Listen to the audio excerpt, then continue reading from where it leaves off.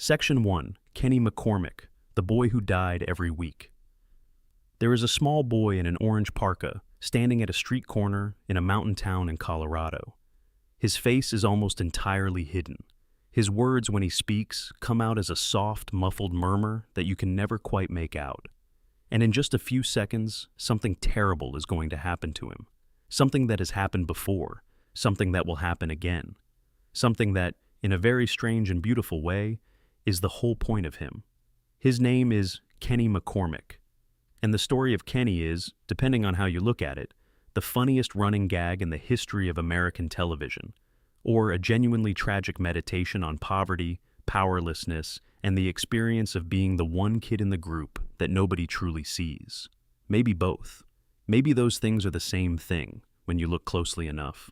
Let's slow down and actually sit with this character, because I think there is far more here than most people have taken the time to consider. When South Park premiered on Comedy Central on August 13th, 1997, with an episode called Cartman Gets an Anal Probe, Kenny was already dying. His death in the very first episode, trampled by a herd of cows, established immediately what the show intended to do with him. Every single week, this small muffled boy would die in some horrible way.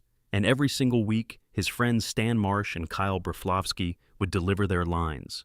"Oh my God, they killed Kenny, you bastards." And then the world would reset, and Kenny would be back the next episode, and nobody would mention what happened. Not once, not ever. That premise, delivered week after week for the better part of 5 seasons, should have grown stale almost immediately.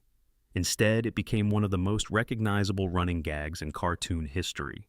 The phrase itself became cultural shorthand. By 1998 and 1999, you could hear it quoted on playgrounds and in office break rooms. People who had never watched a single episode of the show knew the words. "They killed Kenny, you bastards."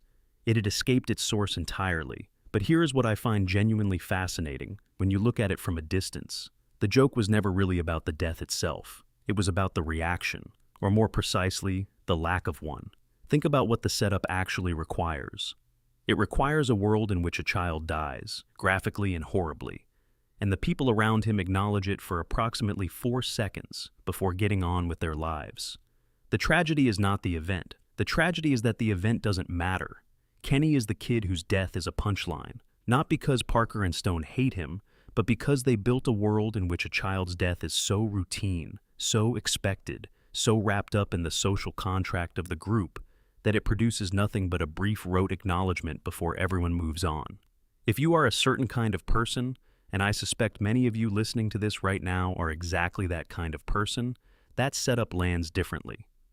Because you probably know, at some level, what it feels like to be the person in the room whose problems are treated as a formality before the real conversation resumes. Kenny McCormick comes from a deeply poor family. His house is a crumbling wreck. His parents, Stuart and Carol, are alcoholics. His clothes are threadbare. His food is whatever happens to be in the house. While Stan's father, Randy, is a geologist, and Kyle's father, Gerald, is a successful attorney, Kenny's father works blue-collar jobs that are never quite described in detail. The McCormick household exists at the farthest economic margin of South Park, a town that is itself supposed to represent a kind of white middle American nowhere. Kenny isn't even in South Park's middle. He is at the bottom of it. And so, when Kenny dies, and he dies differently every single time, which is its own kind of craft, because Parker and Stone had to invent new and increasingly creative methods of killing this child week after week, there is something underneath the comedy that is harder to laugh off. Here is the poorest kid in the group. Here is the kid with the least. And he is the one who keeps getting destroyed by the world, repeatedly, without anyone truly taking stock of what that means. Over the first 6 seasons of the show, Kenny died or was killed 98 times in the main series alone. Across the entire franchise, including video, games, movies, and animated shorts, that number climbs above 120. Season 2 alone produced 19 individual Kenny deaths, which works out to more than 1 per episode across the season. He was struck by lightning in Rainforest Schmainforest. He was trampled, impaled, dissolved, exploded, set on fire, drowned, decapitated, and devoured. The production team animated his deaths with a kind of dark creativity that, when you step back and really look at the catalog, represents an almost impressive amount of artistic labor dedicated to the destruction of a single recurring character. In the very first episodes, when the show was still figuring out what it was, the death was always sudden and slightly random. A bus, a herd of cows, a quick camera cut to something horrible off-screen. But as the seasons progressed, the deaths became more elaborate, more specifically tied to whatever absurd situation the episode had constructed. And crucially, the emotional texture of the joke shifted. In the early going, Stan and Kyle's exclamation was performed with a kind of theatrical surprise. "Oh my God!" As if this time it had caught them off guard. By the middle of the run, the delivery had curdled into something more resigned. "Oh my God, they killed Kenny." The tone had changed from shock to something like mild inconvenience. That shift is the real comedy, and also the real tragedy. The boys love Kenny. That much is always clear. He is their friend. He has been their friend since before the show even began. Since the original 1992 student film that Parker made at the University of Colorado and the 1995 Christmas card short that started everything. Kenny was always there. And yet, across season after season of his gruesome weekly deaths, the people who love him most have been conditioned to treat his destruction as background noise. There is a season 4 episode called Cartman Joins Nambla, which is a deeply dark comedy about something else entirely, but which contains a small moment of lore that has stuck with South Park fans for over 2 decades.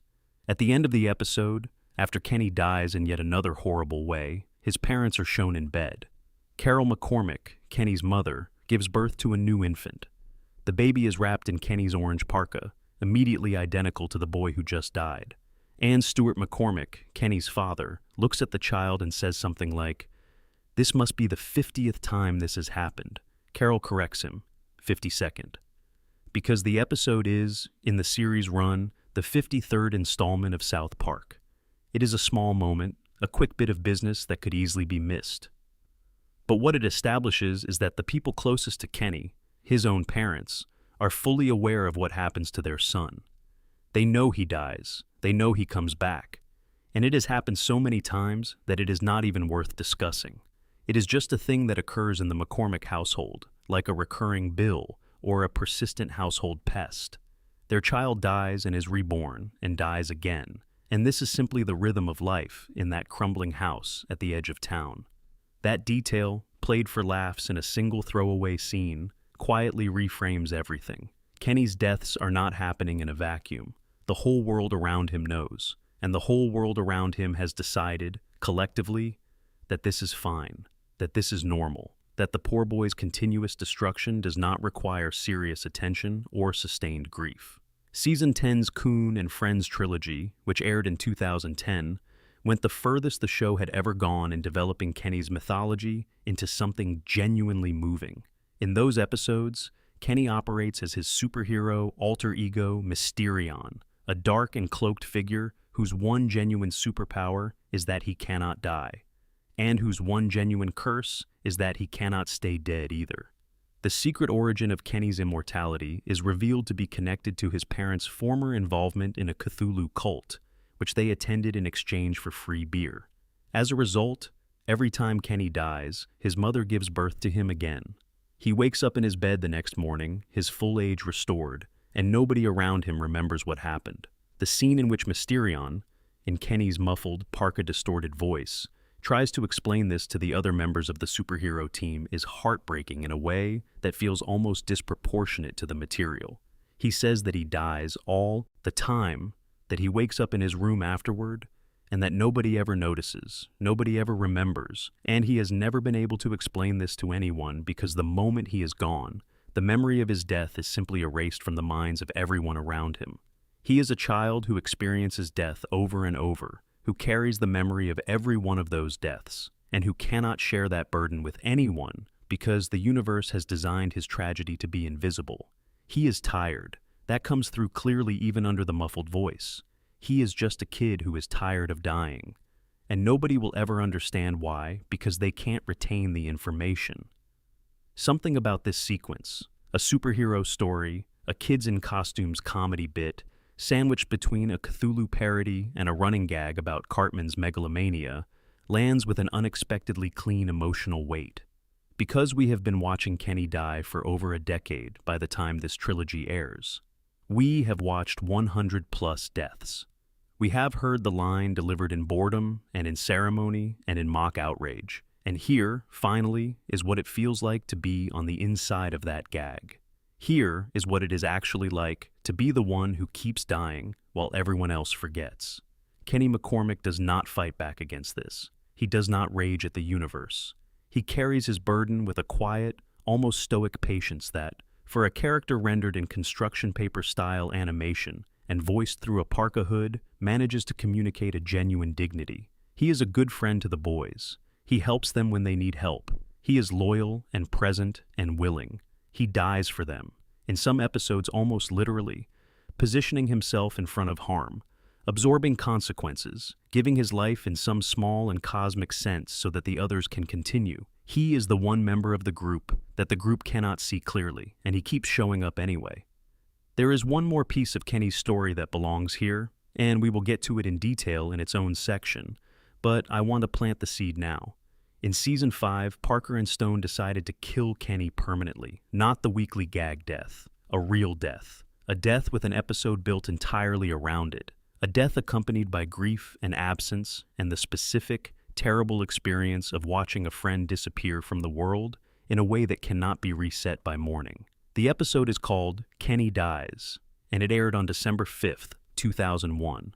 And what it does to the joke, what it does to everything the show had built around Kenny's deaths, is extraordinary. Because the moment the gag becomes real, the moment the death cannot be walked back or ignored, the moment the people who love Kenny are forced to actually sit with the possibility of losing him, the comedy dissolves and something else is left in its place. Something that hurts in the way that only happens when a piece of art has built up your defenses over a long period of time before quietly dismantling them. We will get there. For now, let Kenny be who he is, a small muffled boy in an orange parka who dies constantly, who is reborn constantly, who remembers all of it, and who shows up again regardless, who somehow, in all of that repetition and all of that destruction, maintains something that looks a lot like love for the people around him. That is a tragedy. And also maybe something like grace. If you are watching this late at night, or early in the morning, or somewhere in between, in that quiet hour where everything feels a little softer and a little more honest, drop a comment below and tell me where you are and what time it is. I love knowing that people are out there in all these different places, listening to the same words in the dark. And if you haven't subscribed yet, please do. It genuinely helps more than you know, and it costs you nothing but a single tap. Section 2. Chef. The saddest exit in animation history. Before we go any further, I want to talk about Jerome McElroy. You probably know him as Chef, and you probably know the broad outline of what happened to him, because it was one of the stranger and more genuinely sorrowful exits in the history of American television. But I think the full story deserves to be told slowly, because the full story is not about Scientology, or censorship, or network politics, or even the very public falling out between Isaac Hayes and the creators of South Park. The full story is about a man who loved a show, who loved his character, who loved connecting with his audience, and who was taken from all of that before he could ever speak for himself again. Let's start at the beginning, which means starting in 1997, when South Park was a brand new show, and Isaac Hayes was already one of the most iconic musical figures in American popular culture. Hayes had written and performed the theme to Shaft in 1971, an achievement that had won him 2 Grammy Awards and an Academy Award. He had built a decades-long career as a soul artist, composer, and performer. He was a man of genuine stature. He was also a man with an enormous, warm, theatrical personality, and when he was cast as the voice of the school cafeteria chef at South Park Elementary, something clicked immediately. Chef was not just a background character. From the earliest episodes, he was the one adult in South Park who actually connected with the children on a human level. Every other adult in town, and there are many, ranging from Randy Marsh's spectacular incompetence to Mr. Garrison's profound dysfunction, was defined primarily by their failure to understand or engage with the world of the kids. Chef was different. Chef talked to Stan, Kyle, Cartman, and Kenny. He listened. He gave advice. The advice was often delivered as an improvised soul song, or through the medium of a wildly inappropriate discussion about sex. But the warmth underneath it was genuine and consistent. He was the adult who showed up. He was, in a strange way, the show's conscience. Hayes brought a joy to the role that was impossible to manufacture. His deep, resonant voice turned even the most absurdly vulgar material into something that felt, in context, like a kind of love song. Chocolate Salty Balls, the song that accompanied the Season 2 episode Chef Aid, became a top 5 hit in the United Kingdom. Genuinely, it charted at number 1 in December 1997 and stayed in the top 10 for weeks. A novelty song about a school cook's unlikely dessert recipe, and it was a genuine mainstream pop hit in one of the world's largest music markets. That is what Hayes' presence could do. For 9 seasons, across roughly 150 episodes, Hayes showed up. The character appeared in the background, in fleeting cameos, in major plot roles, in musical numbers, in moments of genuine emotional weight. By the time Season 9 was in production, Chef had been part of South Park for nearly a decade. He was woven into the show's identity at a cellular level. And then, in November 2005, South Park aired Trapped in the Closet. The episode is now considered one of the show's finest, a merciless and meticulously researched takedown of the Church of Scientology, which Parker and Stone had been building toward for some time. The episode exposed the church's core beliefs, the story of Xenu, the Thetans, the galactic history that Scientologists work through levels to learn, with blunt, matter-of-fact detail. Parker and Stone ran a title card during the revelation. This is what Scientologists actually believe. The episode also took direct aim at Tom Cruise and John Travolta, both high-profile Scientologists, through a recurring visual gag involving the two of them refusing to come out of a closet. It was brilliant. It was fearless. And Isaac Hayes, who had been a Scientologist since the early 1990s, found it intolerable. In March 2006, a press release appeared in Hayes' name. It stated, in part, that there is a place in the world for satire, but there is a time when satire ends and intolerance and bigotry towards religious beliefs of others begins. The press release announced his departure from the show. The media picked it up immediately. Matt Stone responded sharply, noting that Hayes had cashed plenty of checks from episodes that mocked Christianity and Judaism and Islam, and that the complaint about intolerance only appeared when the target was a religion to which Hayes personally belonged. It seemed like a clear story. A principled man drew a line. A show that prides itself on offending everyone had, from Hayes' perspective, crossed from satire into something he couldn't stand behind. It was the kind of clash that makes for clean narrative, artist versus institution, individual conscience versus the machine, except that the story was not clean. And the truth of it did not emerge until a decade later.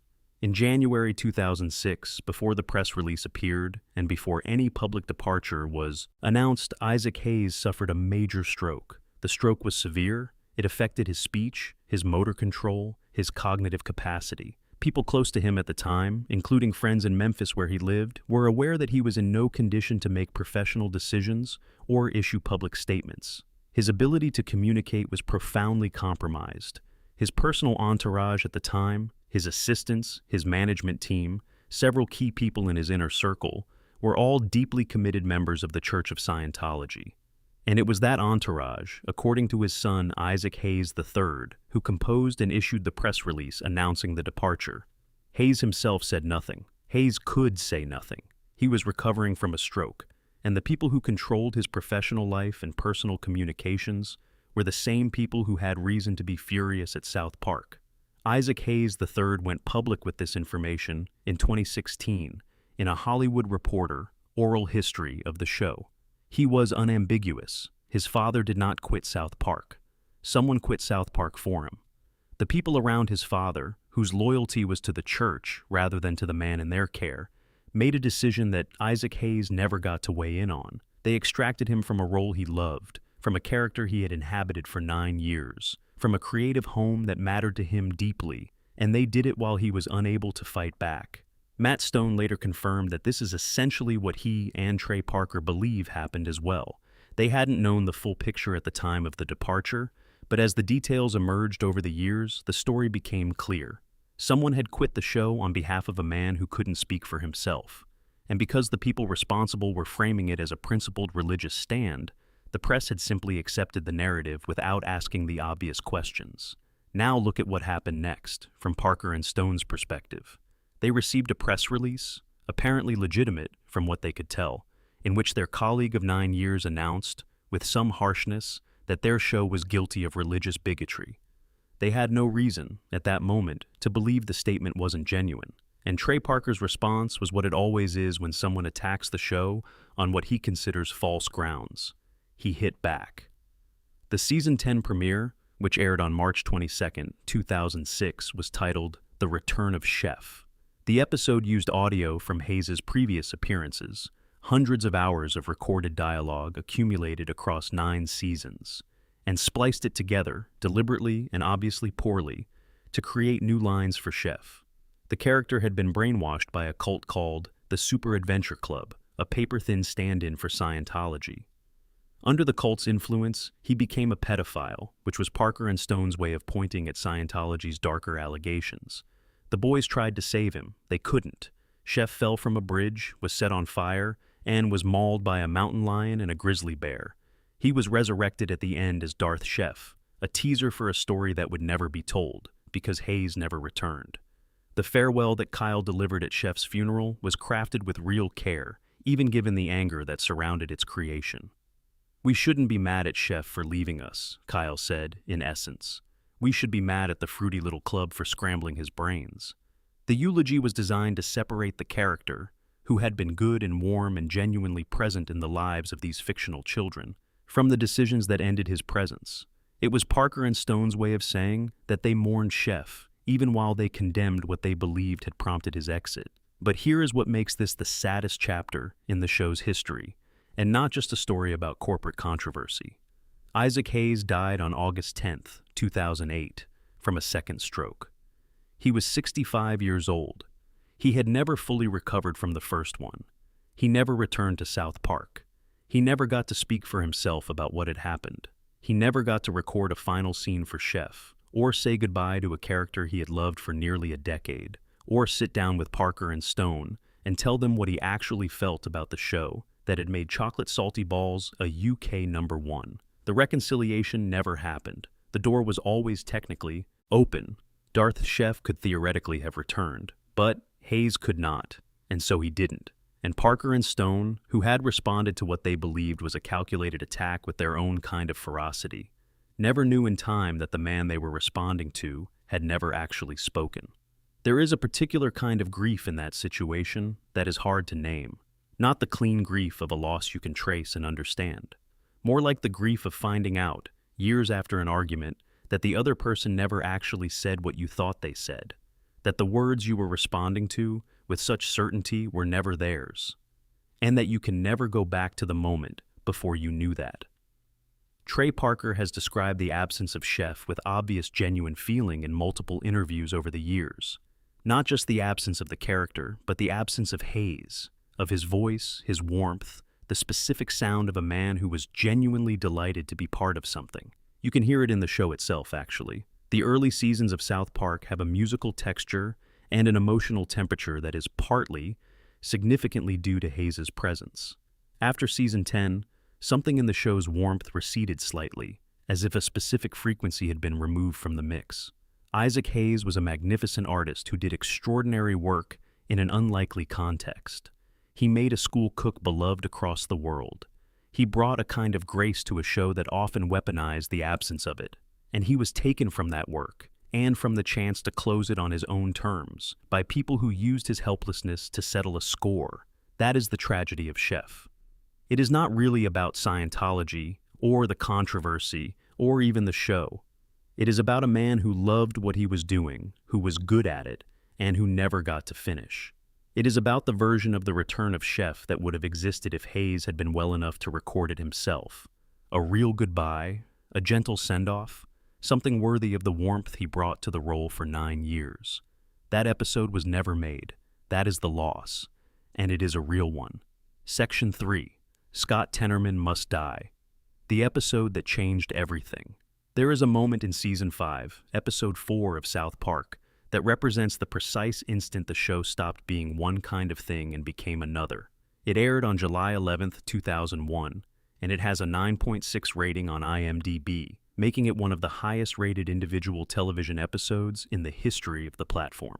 It is called Scott Tenorman Must Die, and it is, in some deeply important sense, the episode that created the villain that Cartman would be for the rest of the show's run. But I want to look at this episode differently from how it is usually discussed. Most analysis centers on Cartman's triumph, on the ingenuity and horror of his revenge scheme, on the way the show announced that it was willing to go further than anyone expected. All of that is true. But I think there is an equal amount to say about Scott Tenorman himself, about the tragedy that the episode visits upon him, and about what it means that the show gave us such a complete and permanent destruction of a character who, in the episode's own logic, had some legitimate grievances. Let's set the scene. Cartman, our anti-hero protagonist, has been tricked out of $16.12 by a ninth grader named Scott Tenorman. Scott sold Cartman his own pubic hair, convincing the younger and more credulous boy that possession of someone else's body hair would trigger his own puberty. When Cartman brings the hair to his friends for validation, they mock him comprehensively and explain that he has been conned. The humiliation is complete and public. From this starting point, the episode unfolds as a sequence of attempted revenges, each of which Cartman constructs with great confidence, and each of which Scott counters with ease. Cartman reports Scott to Scott's parents, who find it amusing. He attempts to train a pony to bite off Scott's genitals at a chili cook-off, a plan that is absurd even by the show's standards. He creates a fake music video to publicly humiliate Scott before his favorite band, Radiohead. And each time, Scott outmaneuvers him, until a public screening at which Scott shows a video of Cartman performing a humiliating song, begging, on hands and knees for his money back, turns the entire town against the younger boy. Kenny laughs himself to death at the video, which is one of the episode's funnier ironies.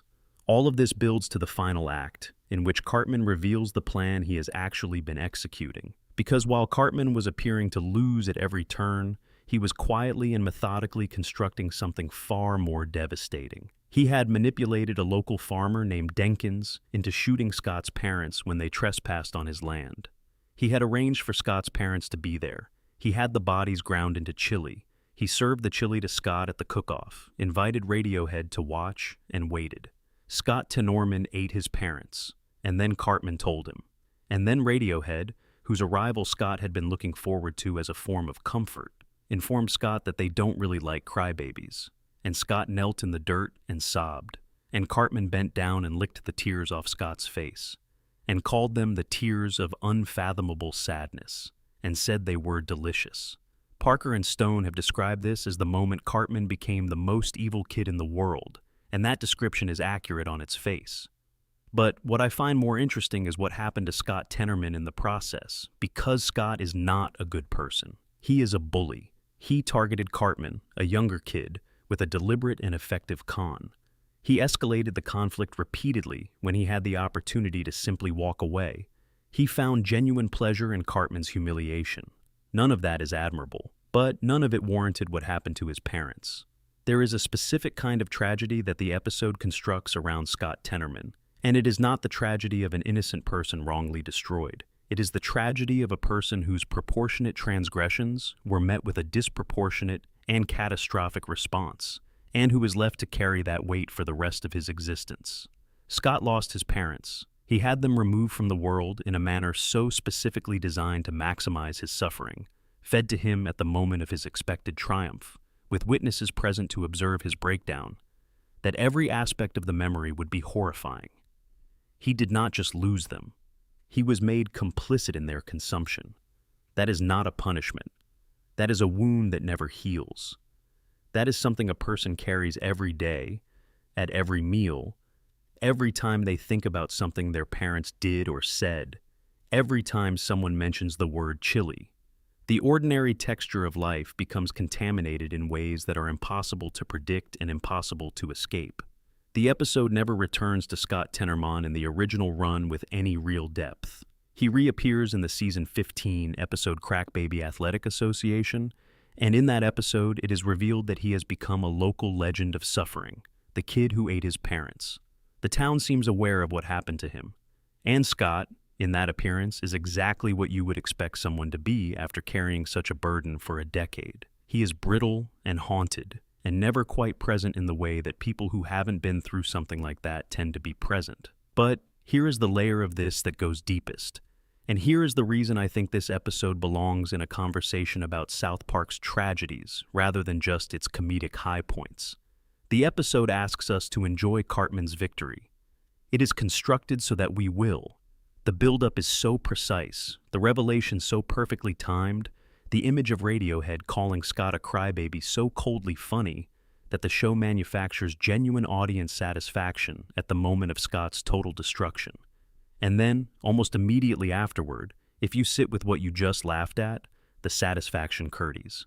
Because what Cartman did to Scott's parents was done to people who had no part in the original dispute. They were innocent parties. They were killed not because of anything they did, but because their deaths were the most effective instrument available for destroying their son's psychological foundation. Cartman used two human beings as components in a revenge scheme against a teenager who had stolen $16 from him. Stan and Kyle's reaction at the end of the episode captures this exactly. They look at what Cartman has done, and they are horrified. Not performatively horrified, the way they often respond to Cartman's excesses, but genuinely disturbed. Kyle says, in essence, that it might be best for everyone if nobody ever makes Cartman angry again.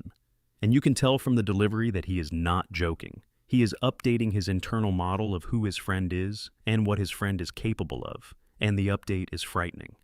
The tragedy of Scott Tenorman Must Die is threefold. It is the story of a boy whose parents were taken from him in the most intimate and horrible way imaginable. It is the story of a show crossing a line that it had never crossed before, doing it with such craft and precision that audiences cheered, and then leaving those same audiences alone with the implications.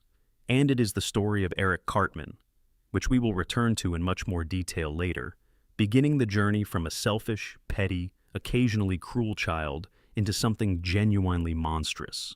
The show earned a 9.6 on IMDb with this episode. That number reflects something real. The episode is extraordinarily well constructed. The plotting is meticulous. The pacing is flawless. The comedic execution is as good as anything in the show's run. But rating it alongside the best episodes of television ever made, holding it in that company, also forces a reckoning. What exactly are we rating so highly? A perfect piece of comedy about a man who murdered a child's parents and made the child eat them. The answer, of course, is that both things are true at the same time. It is a perfectly constructed piece of work. It is also a genuinely dark story about suffering and cruelty and the violence that personal humiliation can generate. South Park, at its best, forces you to hold those two things simultaneously and sit with the discomfort of not being able to put them cleanly into separate categories. Scott Tenorman is out there somewhere in the fictional town of South Park, Colorado. He woke up the next morning after that cook-off. He will wake up every morning for the rest of his life. And every morning, in the first seconds of consciousness before the day assembles itself, he will carry the memory of what he was made to do. Not by accident, not by fate, by a fourth grader who wanted his $16 back. That is the kind of thing that stays with you. For years, I mean. Even in the abstract. Even as a viewer who watched it happen in animation, with the full knowledge that it was fiction. Imagine what it does to Scott. Section 4. Kenny's Real Death. Season 5, and the silence that followed, we talked about Kenny as a concept, as a recurring gag, as a structural presence, as a character whose tragedy is built into his very function in the show. Now, let's talk about what happened when the show decided to make it real. Kenny Dies aired on December 5th, 2001. It was the 13th episode of Season 5, and at the time of broadcast, it was understood to be something unusual. The title alone communicated a tonal shift. Not Kenny gets run over, not Kenny falls into a wood chipper, not any of the dozens of inventive and disposable deaths that had preceded it. Just, Kenny dies. Quiet. Direct. Final. The episode opens with a situation that immediately separates itself from the show's usual framework. Kenny has been diagnosed with a terminal illness. The illness is never named in the episode's dialogue, though it was later confirmed by Parker and Stone to be muscular dystrophy. He is in the hospital. He is sick in a way that no cosmic reset can undo. in a way that cannot be walked back by morning. He is dying in the way that people actually die, slowly, and with everyone around him forced to watch. The reactions of the other boys to this news are, in their own way, one of the episode's most carefully observed elements. Cartman goes into fix-it mode, which in Cartman's case means immediately pursuing a solution that has potential personal benefit. He obtains a supply of fetal stem cells and attempts to use them to build himself a duplicate Shakey's pizza, while framing the mission as an effort to save Kenny's life. This is classic Cartman. The emotional response is genuine in a twisted way, but the execution reveals that self-interest is always operating somewhere underneath. In a more innocent reading, you might say Cartman simply cannot process grief without turning it toward action. In a less generous reading, you'd say he found a way to monetize a child's death. Stan's response is the one that has always stayed with me. He cannot visit Kenny. He tries and cannot do it. He shows up at the hospital and turns around in the parking lot. He comes close to the door and retreats. He is not cowardly. He is simply unable to be in the same space as his dying friend without fully feeling what that means, and fully feeling it is more than he can manage. Stan, who has always been the show's most emotionally direct character, who will cry at a cartoon or campaign passionately for something he believes in, simply freezes in the face of the genuine thing. There is something very human in that. We talk a lot, culturally, about the importance of showing up when people are suffering. We admire people who can sit in the hospital room and hold the hand and say the right things. But the truth is that for many people, and perhaps most, the experience of watching someone they love suffer in a way that cannot be fixed is simply beyond the available emotional resources. Stan's inability to visit is not a failure of character. It is a description of a real and common experience. And then Kyle, who is the one who does show up, who sits with Kenny, who talks to him. Kyle's function in the show is often to be the conscience, the voice of reason, the moral center or soul center. And here, in this episode, that function manifests as simply being present, not fixing anything, not delivering a speech, just there, in the hospital room, with his friend who is dying. When Kenny dies, and he does at the end of the episode, quietly, in the hospital, there is a scene that the show had never attempted before and would rarely attempt again.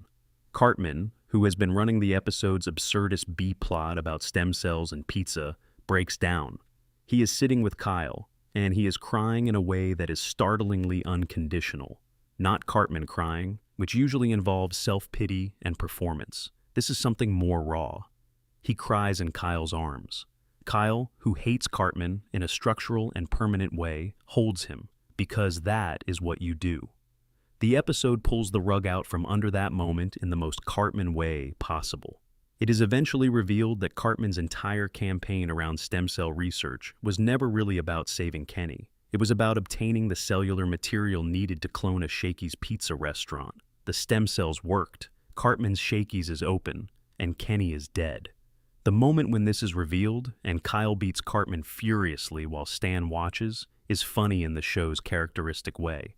But it does not quite erase what came before, because even if Cartman's deeper motivation was selfish, the tears in the hospital hallway were something. They might not have been what he presented them as. They might have been tangled up with grief about the pizza, but they were real tears, produced by something genuine in him, something that he could not fully control or redirect.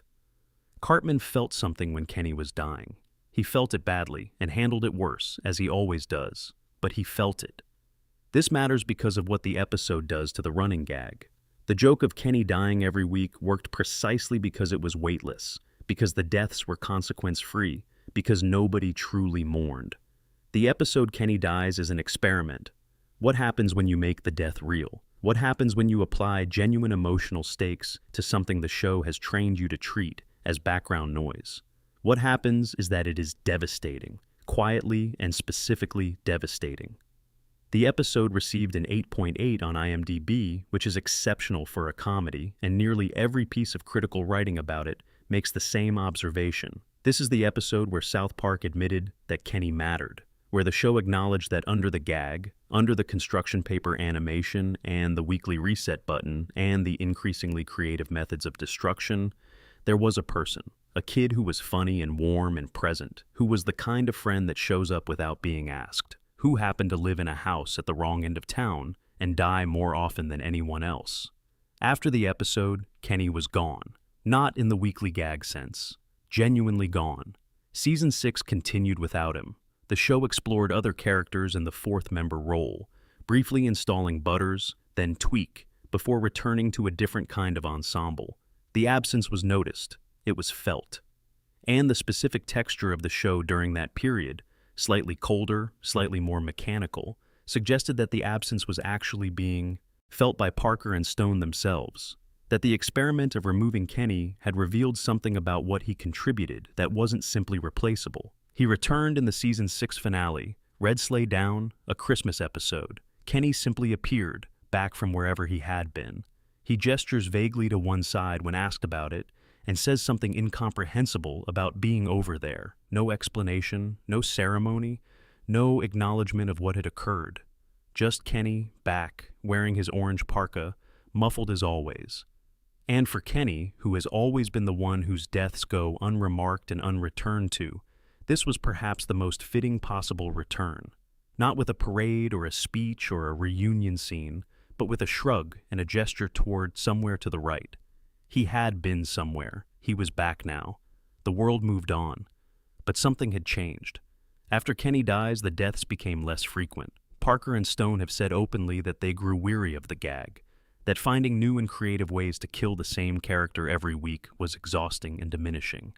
The deaths that did occur after season 6 tended to be spaced further apart, connected to specific episode plots rather than delivered as a routine feature of every installment. And many episodes went by without Kenny dying at all.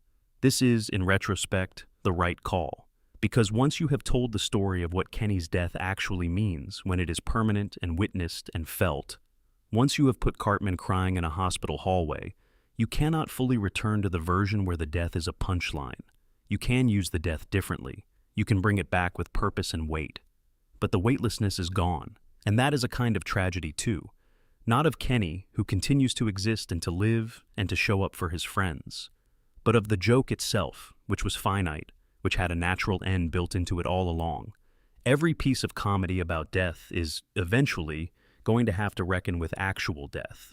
South Park reckoned with it on December 5th, 2001, and came out the other side knowing something it hadn't known before. After Kenny returns is also when something new becomes available in his characterization. The post-season 6 Kenny is freed from the mechanical obligation of dying every week, and he becomes slightly more visible as a full person. His sister Karen appears in Best Friends Forever, the season 9 Emmy-winning episode in which Kenny is kept on life support. Karen, small, quiet, terrified by the world, in need of a protector, becomes one of the show's most genuinely affecting presences in later seasons, precisely because she is viewed through Kenny's eyes. She is the person he most wants to protect. She is the one member of his family who seems to still have the capacity for genuine wonder.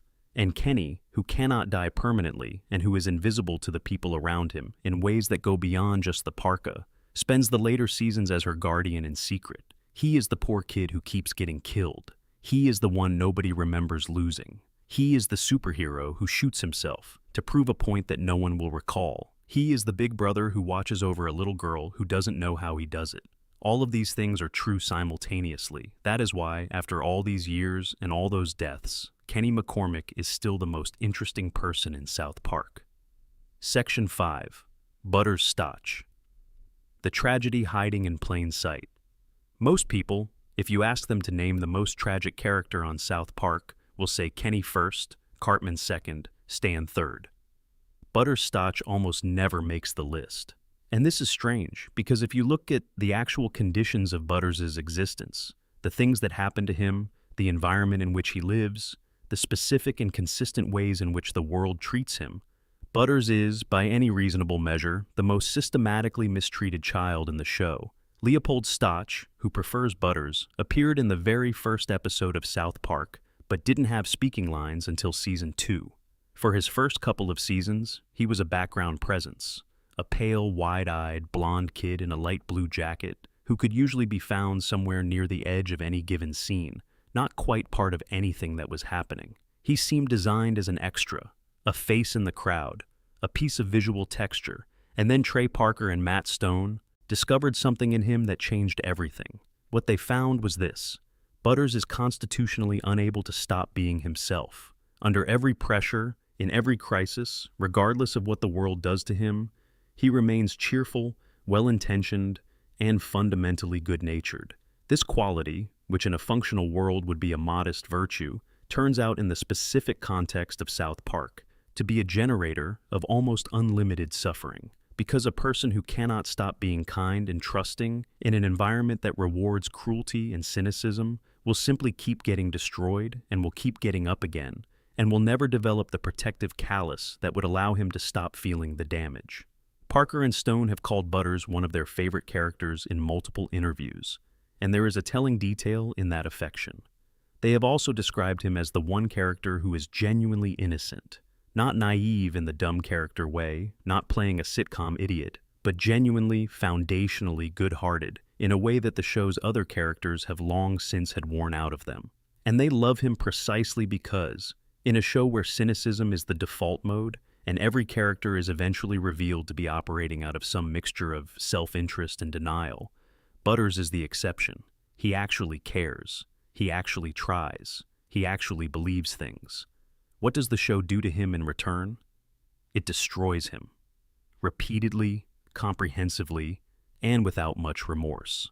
The most important document in Butters' tragic history is the Season 5 episode Butters' Very Own Episode, which aired on December 12, 2001, just 1 week after Kenny dies. The episode opens with a sweetly ridiculous premise. Butters' parents have a wedding anniversary coming up, and his mother Linda asks Butters to spy on his father Stephen to find out what anniversary gift he is planning. Butters, being Butters, is delighted by this assignment. He loves his parents. He loves their anniversary. He loves that he gets to do something helpful.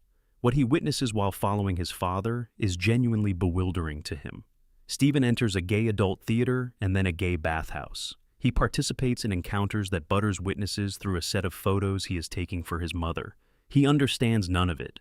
He describes his father as having gone to see a sad movie and then gone wrestling with a bunch of men. But he dutifully reports back, photos in hand, because he was asked to. Linda's reaction, upon seeing the photos and receiving Butters' cheerful report, is to come completely unhinged. She does not become temporarily angry and then process her emotions. She does not confront Stephen and attempt to work through the situation. She walks Butters to the car, drives to a river, and pushes the car, with Butters still in it, into the water. She tries to drown her own son. Butters, who has done nothing in this episode except be exactly who he always is, cheerful, obedient, eager to help, entirely trusting of the adults in his life, is nearly killed by his mother because he delivered information she couldn't handle. He was punished for his helpfulness. He was punished for being exactly what she had trained him to be. The car drifts downstream. Butters eventually escapes. He travels home through a haunted bridge and several misadventures, narrated with the same cheerful determination that characterizes everything he does, because that is how Butters approaches all challenges. The adventure is happening. He will meet it where it is. When he arrives home, his parents are engaged in a spiraling, increasingly desperate cover-up. They have told the police that Butters was kidnapped by a Puerto Rican man. They have joined O.J. Simpson and Gary Condit and the Ramseys in a loose confederation of people who have done terrible things and are now lying to the press about them. And Butters walks in the door, alive, uncomprehending of the full scope of what has just happened, and proceeds to scold his parents, gently, because that is how Butters scolds, for trying to teach him to lie when lying is wrong. And then his father grounds him for wandering off. The show gets away with this ending, and with the tone throughout the episode, because of the comedic scaffolding around it, the parody of real-life scandals, the absurdist news coverage, the specific kind of suburban horror performed with maximum melodrama.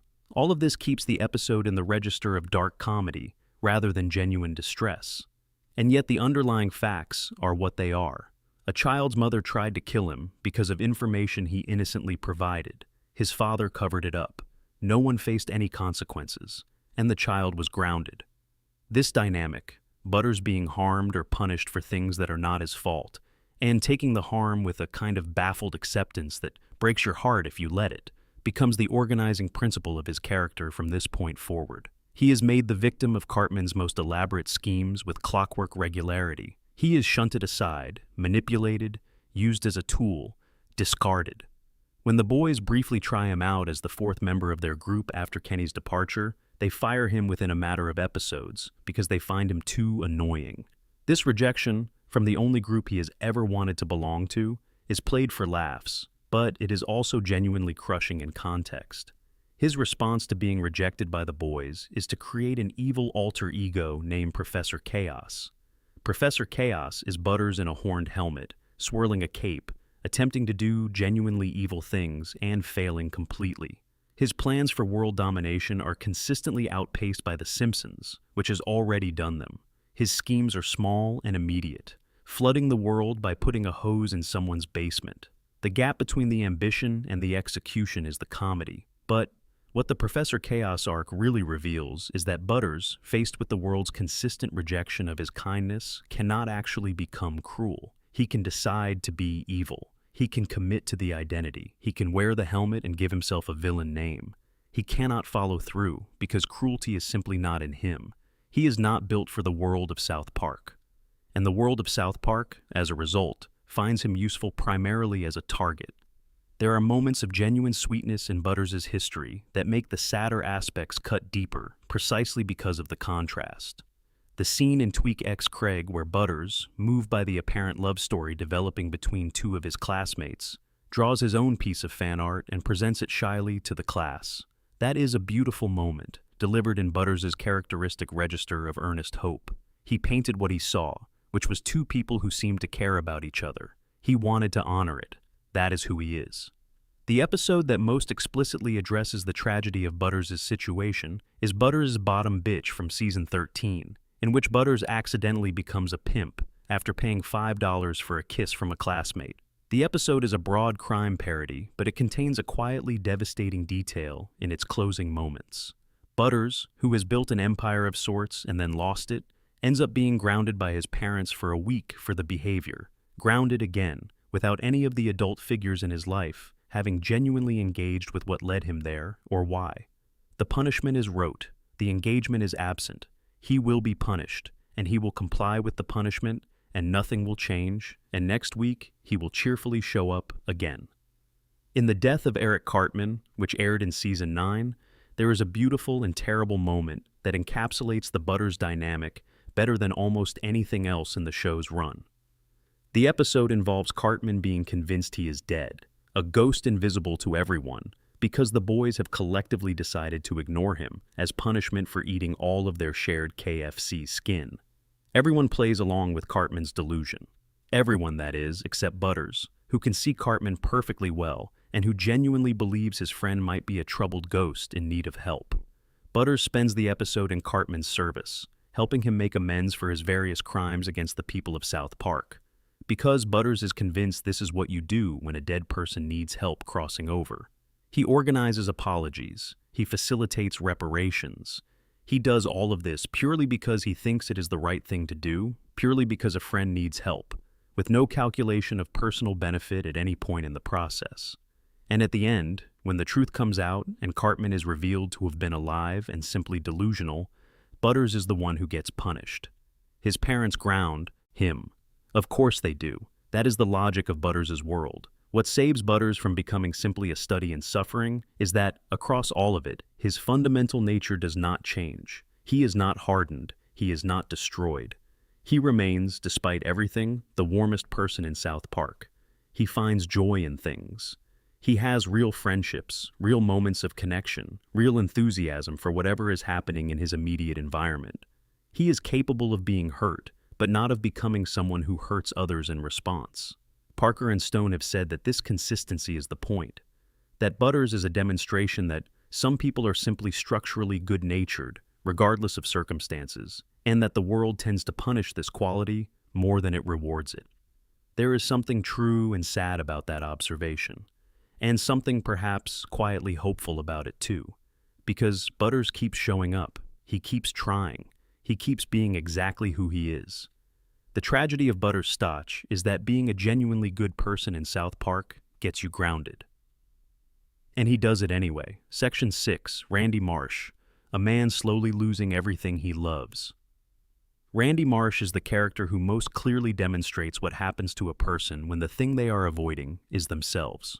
He starts the show as exactly what he appears to be. Stan's father, a geologist, a competent suburban dad who is mildly overprotective and occasionally ridiculous, but fundamentally present and fundamentally adult. In the early seasons, Randy's episodes tend to follow a predictable and charming pattern. He panics about something. He does something embarrassing. He learns something or fails to learn something, and life continues. He is a recognizable type. The well-meaning dad who tries too hard, who is just a little too invested in his son's sports team, who occasionally gets into fistfights about things that don't warrant fistfights. This version of Randy is funny. He is also, crucially, someone you can root for. His heart is in the right place even when his execution is chaotic. You can see, behind the bluster and the overreaction, someone who loves his family and wants to do right by them. What happens to Randy over the course of 20-plus seasons is one of the show's quieter and more unsettling arcs. The character does not stay where he started. He slides, slowly, incrementally, with enough laughs along the way that you can miss the trajectory until you stop and look back at where he was and compare it to where he is. By season 15, you can see something is wrong. The episode You're Getting Old, which aired on June 8, 2011, is ostensibly about Stan's developing cynicism, but it contains a subplot about Randy and Sharon that cracks the show's foundations in a surprising way. Sharon confronts Randy about the pattern of his behavior, the way he becomes obsessed with each new thing that comes along, the way these obsessions consume him and exhaust everyone around him, the way his need for novelty and excitement has been masking something larger. Randy snaps. He admits that he has not been happy, that he and Sharon have been going through the motions, that they want different things and have been pretending otherwise for years. And the episode ends with Fleetwood Mac's Landslide playing over a montage of the family separating, of Randy packing his things, of Sharon sitting in the kitchen they shared, of Stan watching from a window as his father drives away. For a show that almost always resets to neutral by the end of each episode, this was a genuine rupture. It was played seriously. It hurt in a specific way that most South Park episodes are not designed to hurt. The follow-up episode, Asperger's, eventually restores the status quo, but it does so with a quiet dishonesty that the show acknowledges. Stan's depression is medicated into acceptance. Randy and Sharon reconcile, but it does not feel like resolution. It feels like mutual exhaustion, like two people who have decided that the discomfort of continuing is more familiar than the discomfort of stopping. The dynamic doesn't heal. It just becomes ambient. From season 22 onward, with the establishment of Tegrity Farms, Randy becomes something genuinely difficult to watch if you have been paying attention to the longer arc. The Tegrity Farms premise is, at its surface, a simple satire of the marijuana industry and the specific brand of performative self-sufficiency that certain middle-class men embrace when they get bored. Randy relocates his family to a farm, grows marijuana, calls it Tegrity Farms as a product brand built entirely on the idea of integrity, and proceeds to violate every value that name implies in pursuit of profit, market share, and personal satisfaction. The satire is sharp, and there are genuinely funny episodes in the Tegrity run. Randy's escalating willingness to do awful things in the name of his brand, introducing his product to the Chinese market through increasingly questionable means, competing violently with rivals, prioritizing the farm over his family, lands as intended. Parker and Stone have acknowledged in the show itself that the Tegrity arc pushed Randy too far from the character's original warmth, and the show's own meta-commentary about this, the character of Randy in the Paramount Plus specials is explicitly described as having lost his integrity in every meaningful sense, suggests they are aware of the cost. But what I want to dwell on is not the comedy of Randy's decline, but the tragedy underneath it.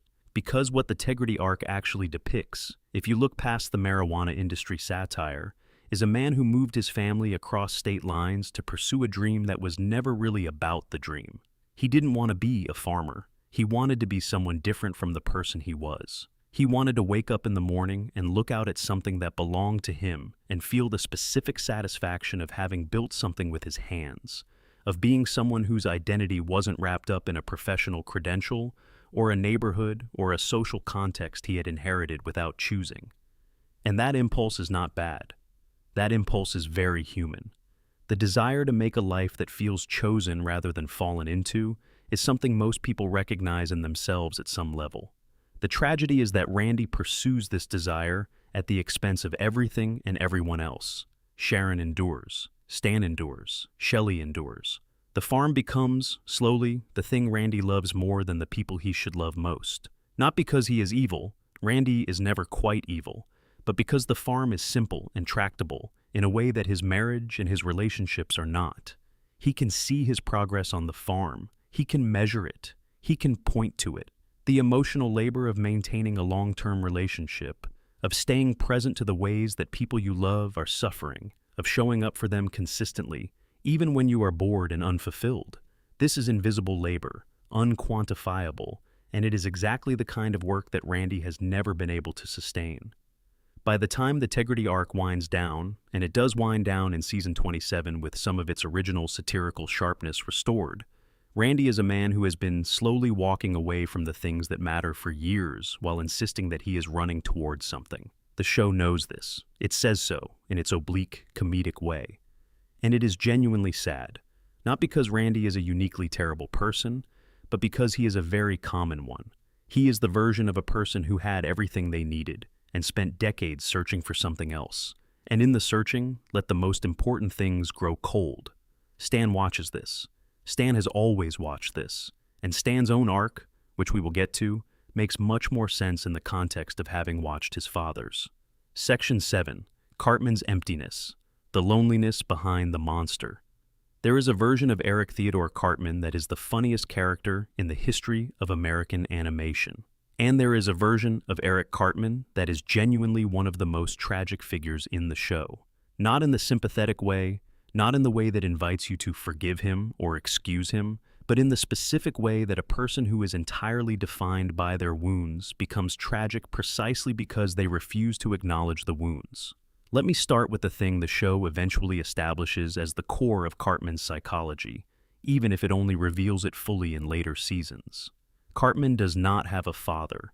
The episode Cartman's Mom is a Dirty Slut, and its follow-up Cartman's Mom is Still a Dirty Slut, which aired in 1997 and 1998 and represented the show's first major cliffhanger arc, builds to the revelation that Cartman's father is not who he thought, without getting into the full comedic specifics. Thus, resolution of that arc confirms that Cartman grew up without knowing who his father was, raised by a mother who is, and the show is explicit about this, not well equipped to provide the kind of stable, boundaried parenting that a child with Cartman's specific emotional architecture would require.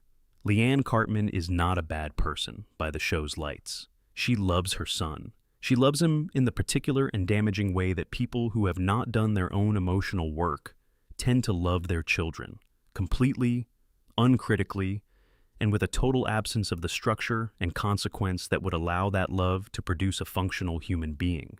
Everything Cartman wants, Cartman gets. Every complaint Cartman makes is answered. Every demand is met. And as a result, Cartman has no internal sense of limit, no experience of the world pushing back against him, no framework for understanding that other people have needs and rights that exist independently of his own desires. He is, in the psychological sense, profoundly unsocialized. Not because he is unintelligent, he is exceptionally intelligent, which makes everything worse, but because his intelligence was never redirected from pure self-interest toward anything like empathy or genuine connection. He knows how people work. He can model their thinking and predict their behavior with impressive accuracy. He uses this capacity entirely to manipulate them, because nobody ever taught him that there was another thing to do with it. The episode that most directly addresses what all of this costs Cartman is The Death of Eric Cartman from Season 9, which we touched on briefly in the Butters section. The premise, again, the boys have decided to collectively ignore Cartman as punishment. Cartman, who has no framework for genuine rejection, interprets this as evidence that he has died. He recruits Butters to help him make peace with the people he has wronged, because that is what dead people do. What follows is a catalog of Cartman's crimes, the things he has done to people over the course of the series, framed through the device of a boy trying to apologize for them because he believes he is a ghost and needs to achieve resolution before he can pass on. And the list is genuinely extensive. There is a therapist involved at one point who attempts to process Cartman's experiences and is immediately overwhelmed by the scale and specificity of the damage he has caused. And Cartman, making these apologies, does something we almost never see from him. He means them. Not all of them, not perfectly, but some of them. The ones where the damage is immediate enough that even Cartman can feel the weight of it, are genuine. He is a better person when he is operating under the belief that the normal rules no longer apply. When there is nothing to gain from the performance, some actual remorse surfaces. This is the tragedy. Not that Cartman is incapable of genuine feeling, but that the feelings he has are consistently overwhelmed by the needs he cannot acknowledge. He is lonely. This is visible in the show from the earliest seasons, if you look for it. His obsession with his relationship with Kyle, which operates simultaneously as rivalry, and fixation and something that functions like perverted friendship, is a version of attachment. He cannot simply not care about Kyle. If he genuinely did not care, Kyle would not occupy so much of his emotional attention. The anti-Semitism, the constant scheming, the specific delight he takes in Kyle's suffering, all of it is the inverse of caring, which means it is, in some deeply strange way, a form of caring. He is also lonely in the most concrete social sense. The other kids in the group tolerate him because he is entertaining, and because his schemes, while harmful, are also often exciting. But they do not love him. They love each other. They love Kenny with the particular warmth of old friendship. They love and hate and need each other in ways that constitute genuine bonds. Cartman is always adjacent to this, but never inside it. He is too dangerous to hold close and too compelling to fully exclude. The episode Awesome O from Season 8 is the most naked Cartman has ever been. He disguises himself as a Japanese robot companion to trick Butters, only to find himself caught in a performance that goes on far longer than intended. As Awesome O, he accompanies Butters for days, pretending to be a simple machine that does whatever Butters asks. And Butters, who does not know who he is talking to, talks to the robot the way he talks to no one else, with total honesty, total trust, and total emotional openness. Butters tells the robot things he has never told anyone. At some point in the episode, late and quiet, in a sleeping bag in the dark, Butters tells Awesome O that he considers Cartman his best friend. That despite everything, despite the manipulation and the schemes and the rejections and the consistent cruelty, Butters considers Cartman the person he is closest to. And Cartman, still performing the robot voice, in the dark, says something that lands with a weight the episode doesn't quite make explicit. He acknowledges what Butters said. He doesn't betray himself. But something in the voice changes, just slightly, in a way that Trey Parker, who performs Cartman, executes with a precision that rewards close listening. Butters has a best friend. That best friend is Cartman, and somewhere inside the monster, behind all the manipulation and cruelty and self-interest, something hears this and doesn't quite know what to do with it. Because Cartman's best friend, by any honest accounting, is also Butters. The kid he manipulates most, hurts most, uses most, reliably. The kid he keeps coming back to. What do you do with the knowledge that the person you have spent years victimizing is the person you are closest to in the world? Cartman's answer, always, is to keep victimizing. Because that is all he knows how to do. The warmth is real, but inaccessible. The loneliness is real, but unacknowledged. And the gap between what he actually feels and what he is able to do with those feelings is where the tragedy lives. He does terrible things. He will keep doing terrible things. He will always have another plan, another scheme, another lie he needs someone to believe. None of this is excusable. But the person driving all of it is a boy who was never taught how to love anyone, who has been trying to fill that gap with power and manipulation for as long as he can remember, and who will probably never stop because stopping would require acknowledging the thing he cannot acknowledge. That what he actually wants is to be genuinely, unreservedly, unconditionally loved, and he has no idea how to make that happen through any means other than control. That is the loneliness behind the monster. It does not make him better, it makes him sadder, and sadder, in this show, is often worse. Section 8, Kyle Broflovsky. The weight of being the conscience. Kyle Broflovsky is the most tired character in South Park. I mean this not as an insult, but as a precise description of what it costs to be the person who keeps trying to make things better in an environment that is structurally resistant to improvement. He is the show's conscience. This function was built into his design from the earliest episodes, when Parker and Stone were still figuring out the show's vocabulary and had not yet fully differentiated the four boys from each other. Kyle was the one who would learn something by the end of the episode. Kyle was the one who would deliver the speech, the "I learned something today" speech, the earnest closing argument that pulled a moral from the chaos of whatever had just happened.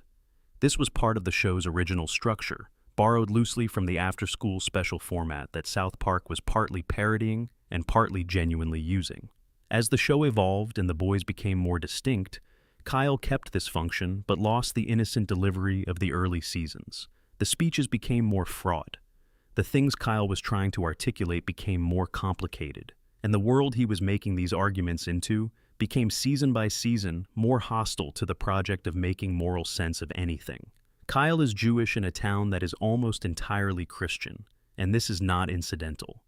His religion is a consistent source of friction, primarily through Cartman's anti-Semitism, but also through the show's broader depiction of a cultural context in which Kyle's heritage makes him legible as an outsider in ways that he can never fully neutralize. He is smart, principled, passionate, and deeply invested in the idea that the world can be better than it is. These qualities, in South Park's moral universe, guarantee that he will be hurt. The specific tragedy of Kyle is most visible in his relationship with Cartman, which is the show's longest-running and most elaborately developed dynamic.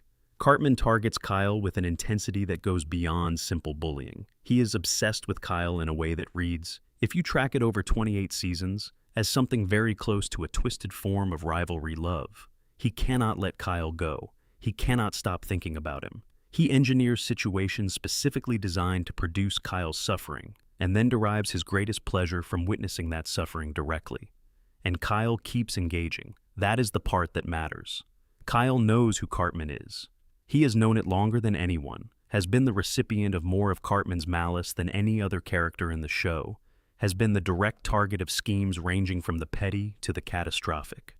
And yet Kyle keeps engaging, keeps arguing, keeps expecting that the conversation can produce something useful. Why? Because Kyle believes in the possibility of reason.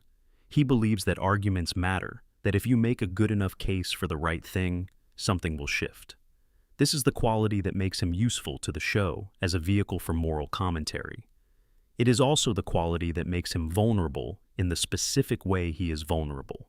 The episode Ginger Kids from Season 9 is one of the most pointed examples of how the show uses Kyle's openness against him. Cartman delivers a false and inflammatory speech at school about red-headed children, which the entire class receives as fact.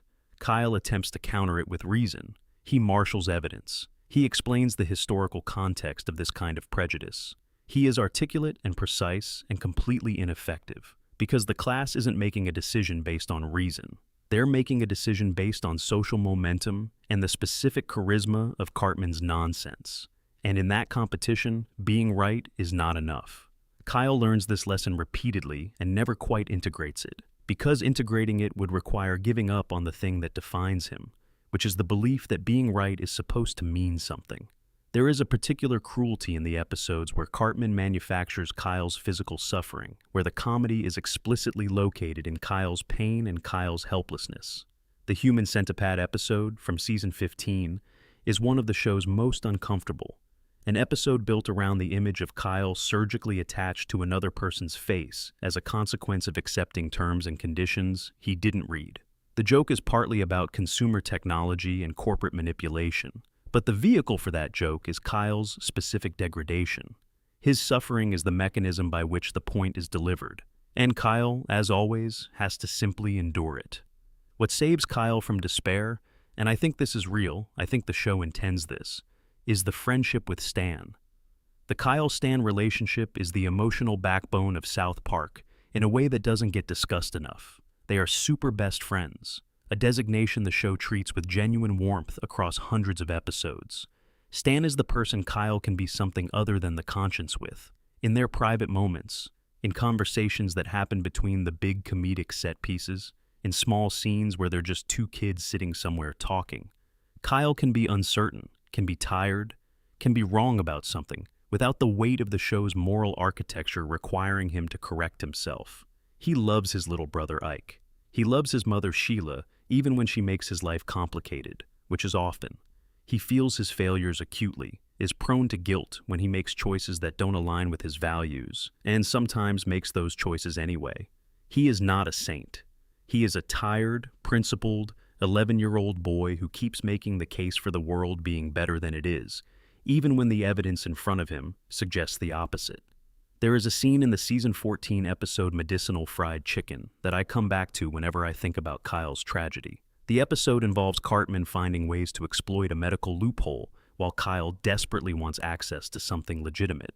The details matter less than the outcome, which is that Kyle ends up humiliated and Cartman ends up having won again. And in the aftermath, Kyle doesn't rage. He is too tired to rage. He just sits with the knowledge that this is how things went. This is how they keep going. He made the right argument. He was right, and it didn't matter. That is the weight Kyle carries. Not the occasional big tragedy, not the dramatic moment of catastrophic loss, but the long, steady accumulation of a world that keeps demonstrating that being right is not sufficient, that goodness by itself is not enough protection, that the thing you value most, reason, fairness, the possibility of improvement, is precisely the thing the world is most efficient at disappointing. He shows up anyway. Every episode, he tries again. He makes the argument. He believes, or tries to believe, or maintains the posture of belief even when the belief itself has been knocked back. Because giving up would mean becoming Cartman, and Kyle Broflovsky is not willing to become Cartman. That is either heroic or heartbreaking. Probably both, and probably both at the same time. Section 9. Stan Marsh. Depression, cynicism, and growing up. There is a moment in South Park Season 15, Episode 7, where everything stops. The episode is You're Getting Old, and the moment happens at the end, over Fleetwood Mac's landslide, and it is one of the most genuinely affecting sequences in the show's entire run. Not affecting in the way that South Park usually produces feeling, not through escalation or absurdity or the shock of crossing a line, but affecting in the way that very simple, very quiet things are affecting when you're not expecting them. Stan Marsh turns 10 years old at the beginning of the episode. He receives a gift, a CD from a popular new music genre called tween wave, and discovers to his horror that all he can hear when he listens to it is the sound of people defecating. He takes this to a doctor, who runs tests and delivers a diagnosis. Stan is a cynical asshole. More specifically, he has developed the condition of cynicism that comes with age, the inability to find genuine delight in new things, the perception of everything novel as somehow lesser than what came before. The joke is good, but what the episode then does with it is something else entirely, because the cynicism spreads. Stan finds that it is not just new music that sounds like excrement, it is old music too, music he has always loved. Bob Dylan records that used to mean something to him. It is movies, it is ice cream, it is the sound of Kyle's voice. The world has turned to something he cannot enjoy, and he cannot find his way back. His friends stop wanting to be around him. They call him a buzzkill. They are not wrong exactly. Stan at this point in the episode is genuinely exhausting to be near, but they also are not acknowledging what is actually happening, which is that their friend is in real distress. This is the South Park version of depression. Clinically, that is what the episode is describing. The inability to find pleasure in things you used to love. The spreading grayness. The isolation. Meanwhile, the Marsh marriage is collapsing. Randy, as described in the previous section, admits that he hasn't been happy for years. Sharon admits that she hasn't been happy either. The family separates. The house empties. Stan moves from the home he has always lived in to a different kind of home, smaller and more provisional, because the structures he grew up inside have come apart. And then there is the montage. Fleetwood Mac, Landslide, the song about getting older and losing your footing, and the specific vulnerability of watching things change that you didn't authorize to change. Stevie Nicks asks if she has been afraid of changing because she built her life around you. And across the screen, in the specific visual language of South Park's construction paper animation, everything that defines Stan Marsh's life. His friendships, his home, his daily rhythms, the streets and buildings and routines of a town he has always known, slowly comes apart at the seams. It is an extraordinary piece of television, not because it is unexpected from a plot standpoint. Audiences had been primed to expect some kind of emotional ambition from the show by this point, but because of how completely it earns the sentiment. Parker and Stone spent 15 seasons building a world around these characters, a world with consistent geography and consistent relationships and consistent emotional textures, and then they let it fall. Over 3.5 minutes of music. Without irony, without a joke inserted to relieve the pressure, without a cut to something absurd. Just the world of the show, coming undone. The sequel episode, Asperger's, attempts to resolve the arc, and partially succeeds. Stan's depression is misdiagnosed, medicated into a kind of functional numbness, and then treated with alcohol in a way that the episode frames honestly as not really a solution. Stan finds that whiskey makes the world look normal again, makes it stop looking like excrement, and the episode ends with him sneaking a drink after everyone believes he is better. It is one of the most honest depictions of self-medication in any animated show, and it is delivered without judgment, but also without comfort. Stan's tragedy is different from the other boys' tragedies because it is, in many ways, the most ordinary one. He doesn't have Kenny's cosmic curse. He doesn't have Kyle's principled exhaustion. He doesn't have Butters' parental dysfunction or Cartman's emotional mutilation. He has the thing that happens to a lot of people in their late childhood or early adolescence. The first genuine encounter with the fact that the world is more disappointing than they were told it would be. But Parker and Stone, in how they develop Stan across the full run of the show, do something subtle and important with this. They connect Stan's depression directly to watching his parents.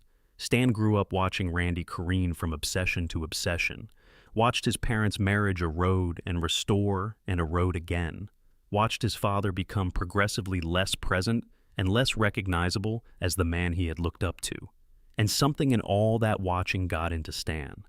The cynicism is not arbitrary. It is inherited. It is the shape that his father's disappointment took when it was passed down a generation. Stan's greatest moments in the show tend to be the ones where he shakes this off temporarily, where his genuine warmth and his capacity for care win out over the gray.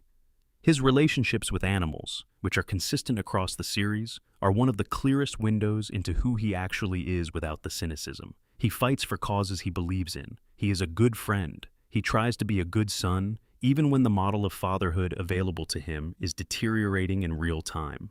His worst moments are the ones where the cynicism fully takes hold, where he becomes the person who can see all the flaws in everything and points them all out and generates, as a result, a cloud of negativity that empties the room. He knows when he is doing this. That is one of the more accurate details in the show's depiction of depression, the awareness of the problem, coexisting with the inability to simply stop. The whiskey at the end of Asperger's is the note the show chooses to end on for Stan's arc in that period.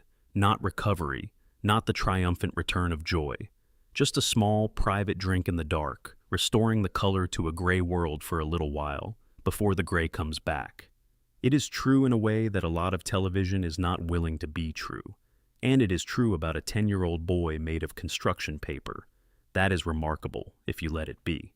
Section 10. Tweak and Craig. Love, born from other people's pain. Season 19 of South Park, which aired in 2015, was an ambitious and sometimes exhausting experiment in continuous narrative. The show abandoned its usual episodic structure in favor of a season-long arc, a running story about political correctness, gentrification, media manipulation, and the way that social trends operate in tight community spaces. Most of it has aged well, some of it has dated, and there is one episode within it that stands alone as one of the most quietly beautiful things the show has ever produced. The episode is Tweak It, Craig, and the tragedy it contains is not a tragedy in the conventional sense. Nobody dies, nobody is destroyed, nobody suffers lasting damage, but it contains something tender and honest about what it is like to be two people pushed together by everyone else's wishes and discovering, in the process, that the pushing wasn't entirely wrong. Tweak and Craig Tucker have been part of the show since the early seasons. Tweak is an anxious, perpetually panicked child who runs on large quantities of coffee that his parents provide from their coffee shop, explaining to him that the coffee is necessary for his anxiety when it is, in fact, the cause of it. He is constantly expecting something terrible to happen, his eyes wide, his hands trembling, his voice on the edge of a shriek. He is the kid who cannot be calmed down by reason, because his nervous system operates in a register that reason cannot quite reach.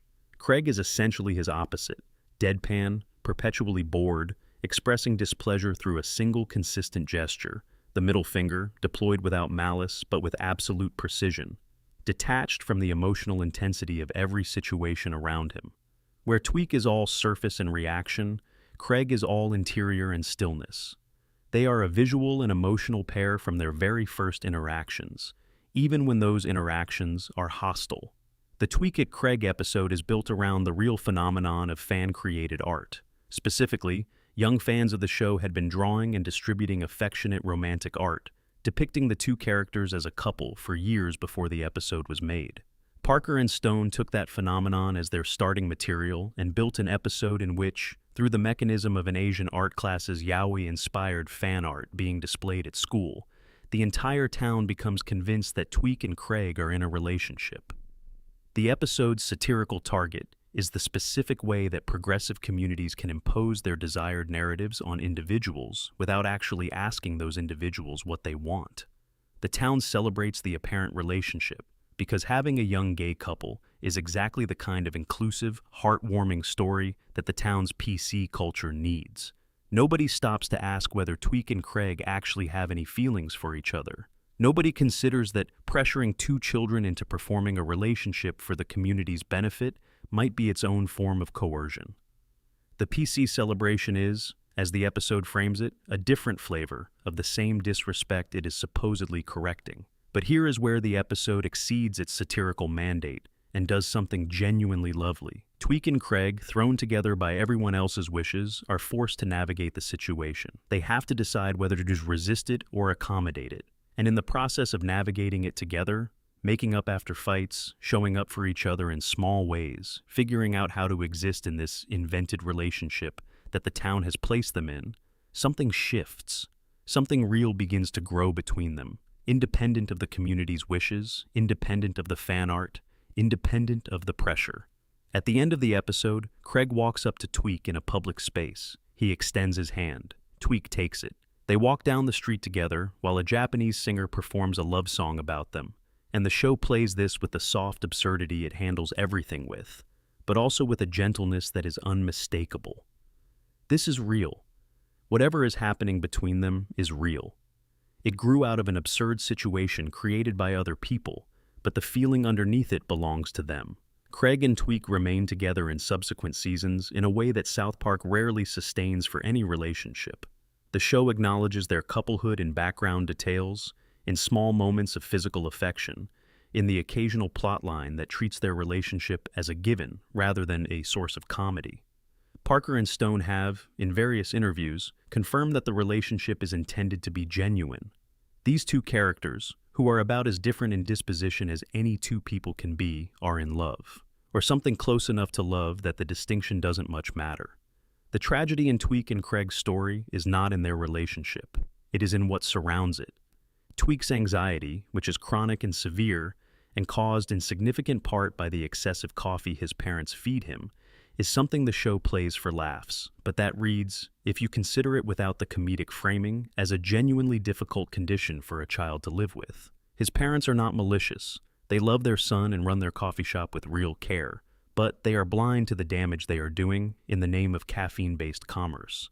Craig's detachment, his consistent flatness of affect, his preference for emotional distance, is also something the show treats as comedic, but which, in the context of a child who keeps flipping off everyone around him as his primary mode of communication, suggests something lonelier underneath. Craig doesn't connect easily. He doesn't open easily. He doesn't show people what is happening inside him, possibly because what is happening inside him has rarely been met with anything other than boredom or dismissal. And yet these two found each other, in the strangest possible way, through fanart and community pressure, and a school assembly about yaoi, and a teacher who was entirely too comfortable with the PC principal agenda. They found each other, and what they found turns out to be more real than the mechanism that brought them together. There is something quietly hopeful in that. In a show full of devastation and manipulation and the systematic destruction of what is good, two anxious and closed-off boys found the person they needed, and the world, despite its worst intentions, accidentally did something right. Section 11, the town of South Park, tragedy as the foundation of the world.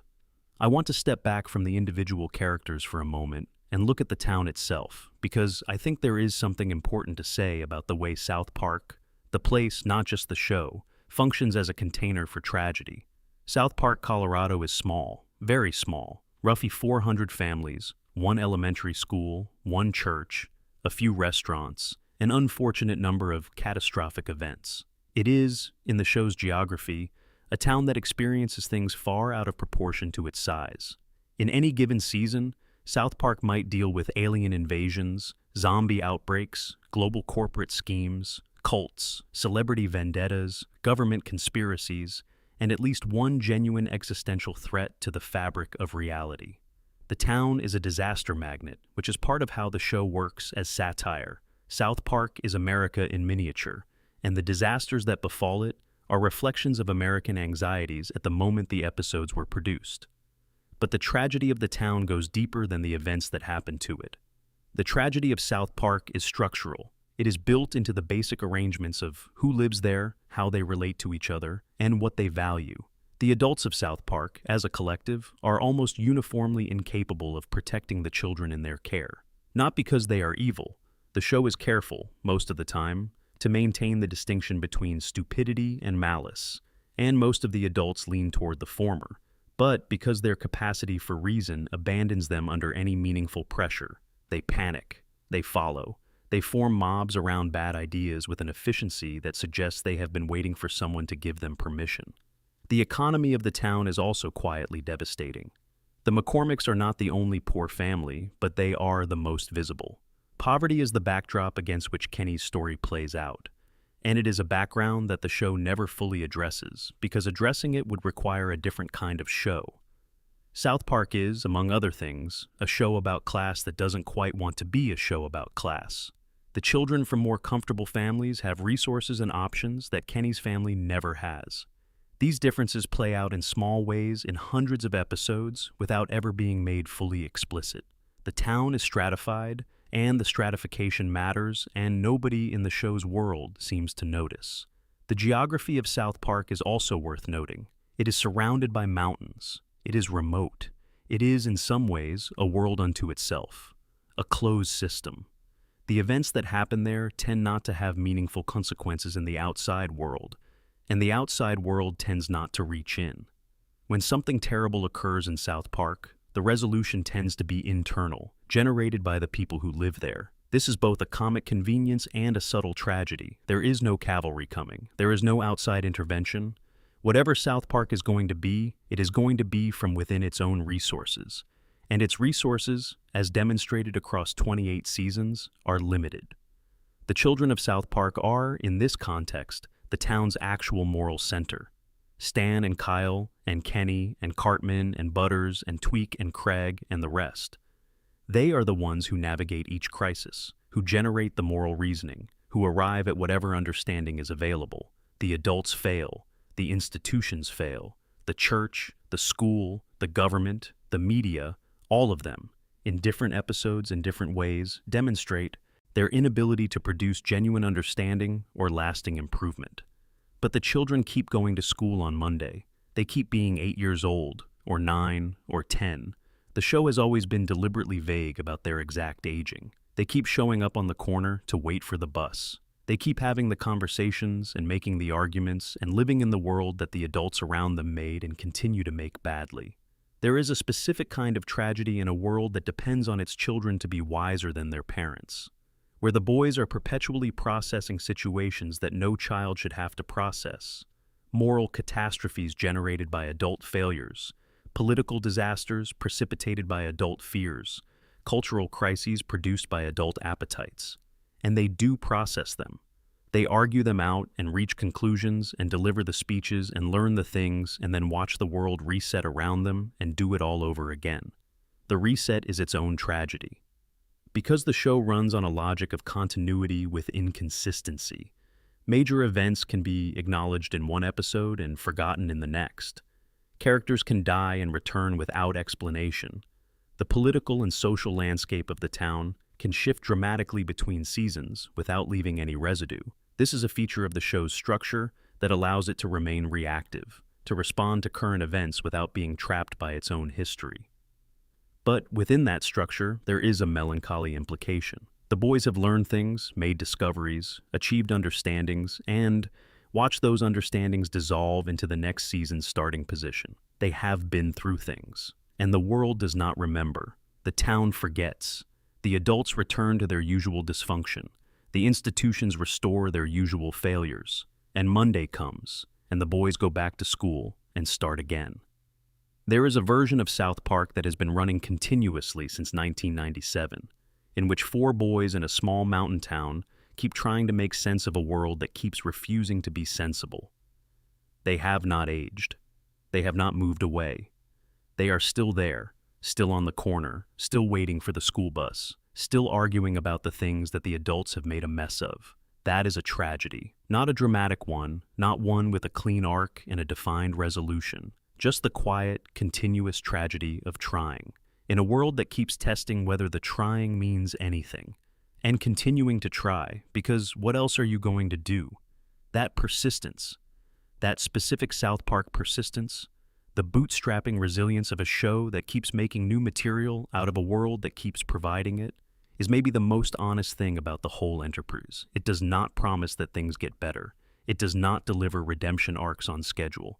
It just shows up, week after week, year after year, and says, this is what the world is doing right now. Let's look at it together. Section 12, Closing Reflection. Why these stories stay with us. If you have made it this far, through all of it, through every death and every departure, and every boy who keeps trying in a world that keeps failing, then you already understand something about why South Park's tragedies are worth spending this kind of time with. It is not because the show is primarily a tragic show. It is not. At its core, it is a comedy, and a ferocious one, and the humor is real and often brilliant. The tragedies we have been discussing tonight exist within a context of nearly 30 years of jokes about Canadian flatulence and celebrity idiocy and American political dysfunction and every sacred cow that Parker and Stone could find and aim at. The comedy and the tragedy are not in opposition to each other in this show. They coexist, they require each other, they produce something that neither could produce alone. What South Park does, what it has been doing since The Spirit of Christmas short in 1995, since the first episode aired in 1997, across over 300 episodes and multiple movies and a billion-dollar deal and a White House condemnation, is refuse to look away from the worst impulses of people who should be better, from the systematic failures of institutions that should protect the vulnerable, from the specific suffering of individuals who cannot protect themselves, from the fact that we are all, to some degree, in the position of the town of South Park, surrounded by mountains, relying on each other, perpetually confronted with situations that exceed our available wisdom, trying anyway. Kenny McCormick dies, and dies, and dies again, and every time, after the dying, there is the returning. The orange parka on a street corner in Colorado, the muffled voice saying something no one can quite make out, the loyalty that persists regardless of recognition. That is the shape of his story, and the shape of his story is, in some fundamental way, the shape of every story we tell about people who keep going when they have every reason not to. Chef's exit and Isaac Hayes' absence teaches something different. It teaches that the real tragedies are often invisible at first, that the official story and the true story can diverge so sharply that years pass before anyone knows what actually happened. That the people we lose are often taken from us not all at once, but in pieces, through circumstances we didn't authorize and couldn't prevent. And that sometimes the most we can do is speak the true version of the story after the fact, and dedicate the Season 12 episode, The China Problem, to his memory, and acknowledge, even years too late, that we wish it had gone differently. Scott Tenorman is still out there, in the fictional geography of South Park, carrying something that cannot be put down. And Cartman is still out there, licking metaphorical tears off metaphorical faces, full of a loneliness that drives him toward cruelty because cruelty is the only mode of engagement available to him. These two are bound together in a way that the show created in a single episode in 2001 and has been living with ever since. Butters shows up. Every week, he gets hurt, he gets grounded. He puts on the Professor Chaos helmet and waves it ineffectively at the world. He draws fan art of his classmates holding hands and presents it to the class with genuine warmth. He keeps being exactly who he is in a world that consistently punishes him for it. And in that persistence, in that inability to become something harder or colder or more strategic, there is something that the show recognizes as genuinely worth protecting. Stan looks at the world and sometimes sees it clearly, and sometimes sees it as excrement, and sometimes sneaks a drink in the dark to make it look like something worth living in. Randy builds a farm and loses sight of the family he started the farm for. Kyle makes the argument again, and loses again, and makes it again. Tweek takes Craig's hand and walks down the street while a Japanese businessman in an Akihabara karaoke bar sings about love.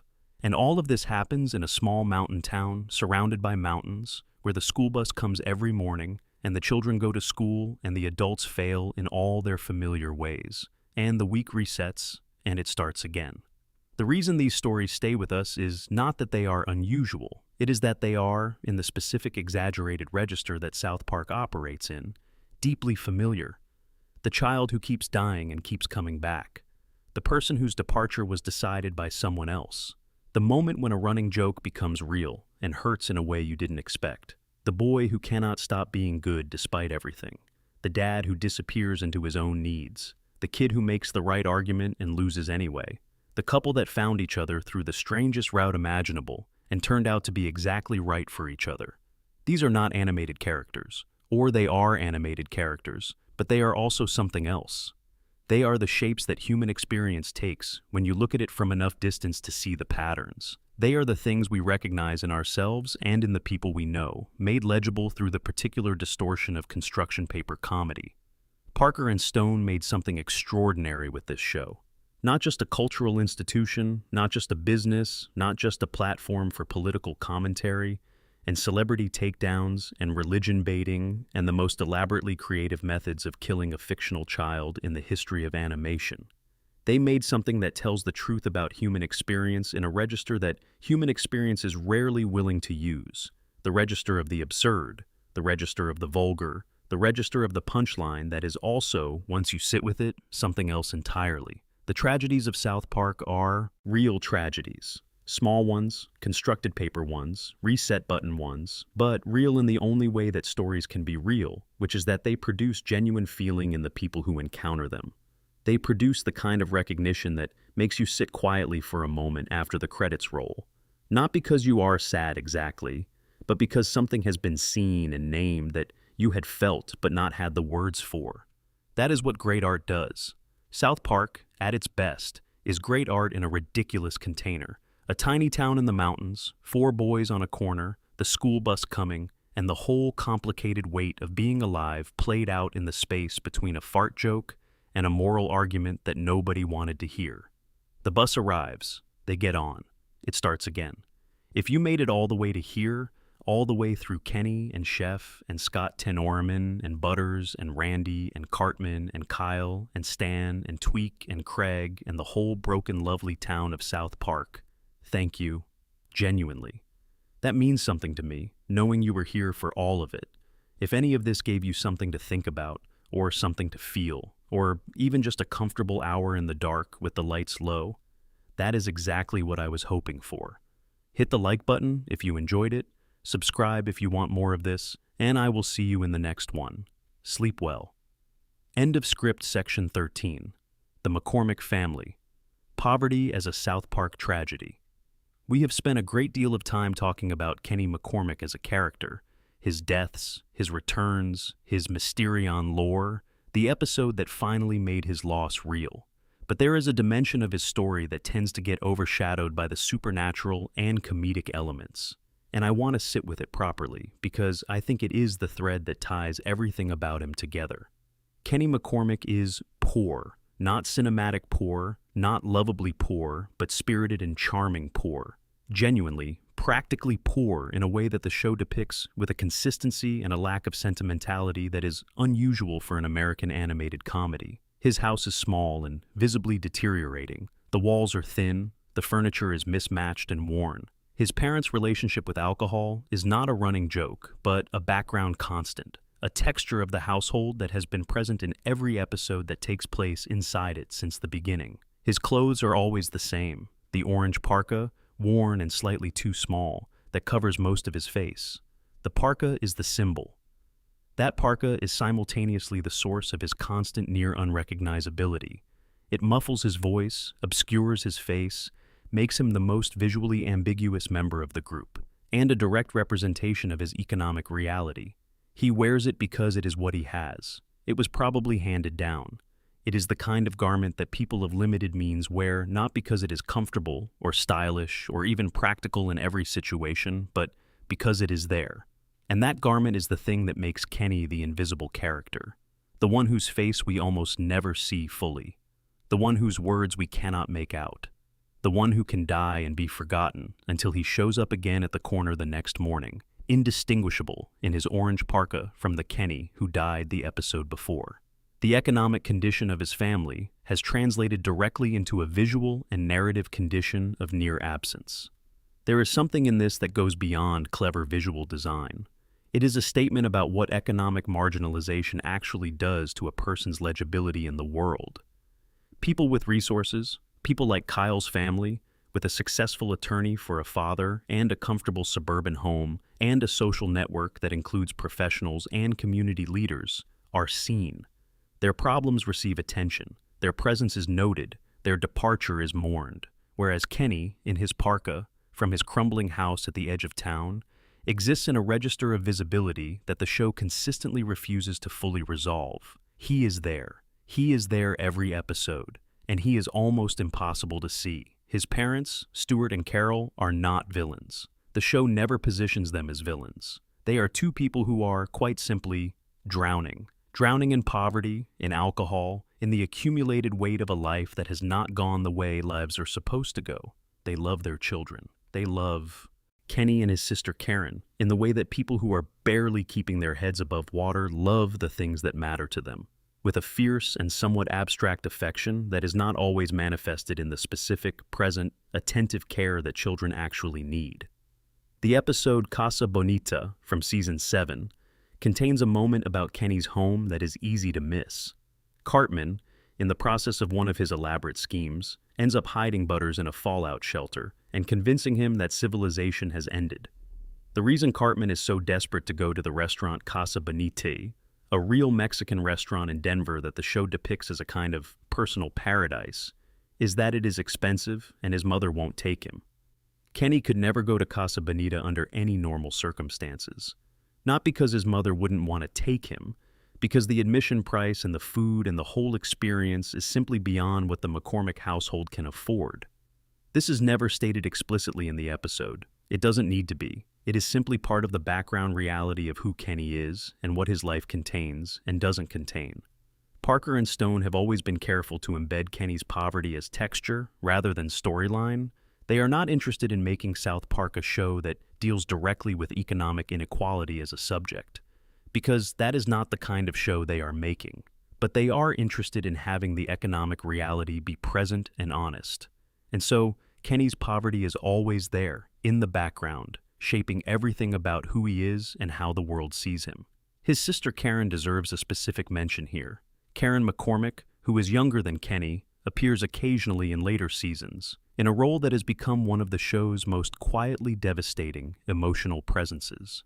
She is a small, delicate child who exists in a household defined by financial stress and parental addiction, and who faces this world with a fragility that Kenny does not have access to. Where Kenny has been hardened somewhat by his cosmic curse and his repeated deaths, Karen is simply a little girl who is afraid and needs someone to tell her that things are going to be all right, Kenny tells her. As Mysterion, in The Cape, he shows up for Karen. He watches over her from a distance. He is her guardian angel in the most practical and unromantic sense, a brother in a parka who learned that he cannot die and directed that particular power toward making sure his sister had someone looking out for her. The episodes that touch on this dimension of Kenny's character have a quality entirely different from the show's usual register.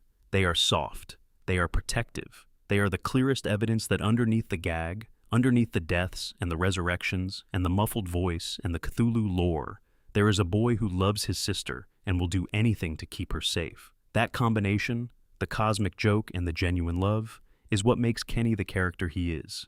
He is the punchline that keeps crying. He is the death that keeps meaning something. He is the invisible kid who, when it matters most, is the most present person in the room. And he is doing all of this from a crumbling house at the edge of South Park, Colorado, with parents who love him through their dysfunction, and a sister who needs him, and a group of friends who will forget him the moment he is gone. He shows up anyway, every time, in the orange parka, slightly muffled, ready. Section 14, The Tragedy of Mr. Garrison, a character who couldn't be saved. Herbert Garrison is one of the most complicated and difficult characters in the history of South Park. Not difficult in the way that Cartman is difficult. Cartman's complications are moral, centered on the question of how much evil can coexist with human interiority before it cancels the humanity out. Garrison's complications are different. They are about identity, about self-knowledge, about the specific suffering of a person who cannot reconcile who they actually are with who the world around them expects them to be.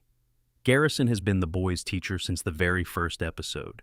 He has been, in various incarnations across 28 seasons, a man, a woman, back to a man, a presidential candidate, a stand-in for Donald Trump, and several additional configurations that the show uses to explore the political and cultural landscape of whatever moment it happens to be occupying. He is, in other words, a shape-shifting character who has been used for a remarkable range of purposes over the show's life. But before he became any of those other things, he was something that the show handled with unusual care and unusual cruelty simultaneously.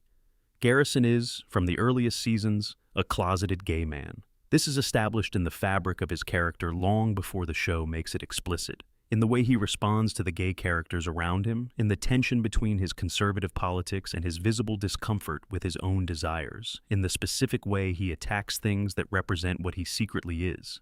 His relationship with his puppet Mr. Hat, which is one of the show's stranger running elements, is a displacement of something he cannot express directly. Mr. Hat says things Garrison cannot say. Mr. Hat acts on impulses Garrison cannot acknowledge. The tragedy of Garrison is that he has spent his entire adult life in a state of profound self-rejection, and that self-rejection has produced a person who is, much of the time, genuinely miserable and genuinely cruel. He is a bad teacher, not incompetent. He clearly has knowledge to impart and is capable of genuine pedagogical moments when he is not distracted by whatever crisis he is currently managing internally. But the distraction is constant. The misery bleeds into everything. His students, including the 4 boys who have sat in his classroom for over 25 years of the show's run, are collateral damage of a man's inability to be who he is. The episode Mr. Garrison's Fancy New Vagina, from Season 9, takes this tragedy and runs it through the show's most extreme register. Garrison undergoes gender reassignment surgery in an attempt to resolve the conflict he has been living inside for decades. The surgery is depicted with the show's characteristic blend of surgical precision in the research and complete irreverence in the execution. And what follows is an exploration of what happens when the solution you have chosen for your internal conflict turns out to be the wrong one, when you have been diagnosing the wrong problem all along. Garrison's post-transition identity is not the liberation she expected. The episode, which handles the subject with some sensitivity alongside its obvious provocations, suggests that the thing Garrison was running from was not gender dysphoria, but rather the specific, localized shame of being a gay man in a homophobic environment that he had internalized so completely that he couldn't see it clearly. The surgery was the wrong answer to the right question, and the question, who am I underneath everything I was taught I should be, remained unanswered. This is handled by later seasons in ways that are sometimes sharp and sometimes less so. Garrison eventually transitions back, and the gender transition storyline gives way to the Trump parody storyline that defines Garrison's character in the show's recent era. But the early episodes of this arc are, I think, among the show's most honest engagements with the specific pain of a person who has been unable to reconcile their identity with the context they grew up in.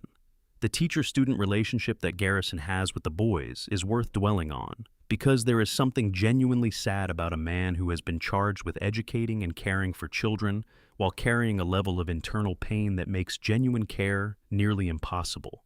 He is not a monster. There are moments of actual warmth between Garrison and his class, moments where something like fondness is visible, where the teaching is real and the engagement is genuine. But they are moments, not sustained realities. The self-rejection always comes back. The misery always reasserts itself. And the children, who have been watching this man fail himself for years, have developed a relationship with him that is part affection, part pity, and part wary survival instinct. They know, at some level, that their teacher is in pain. They cannot fully articulate this, and the show does not ask them to.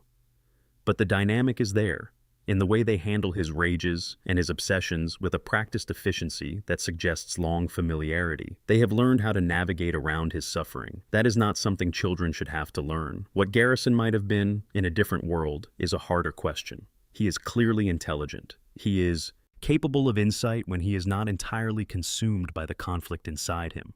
The moments where that intelligence surfaces, where the teacher is actually teaching, actually present, actually engaged with the people in front of him, suggest a version of the character who could have been a great teacher, a mentor, a genuinely positive presence in the lives of these kids.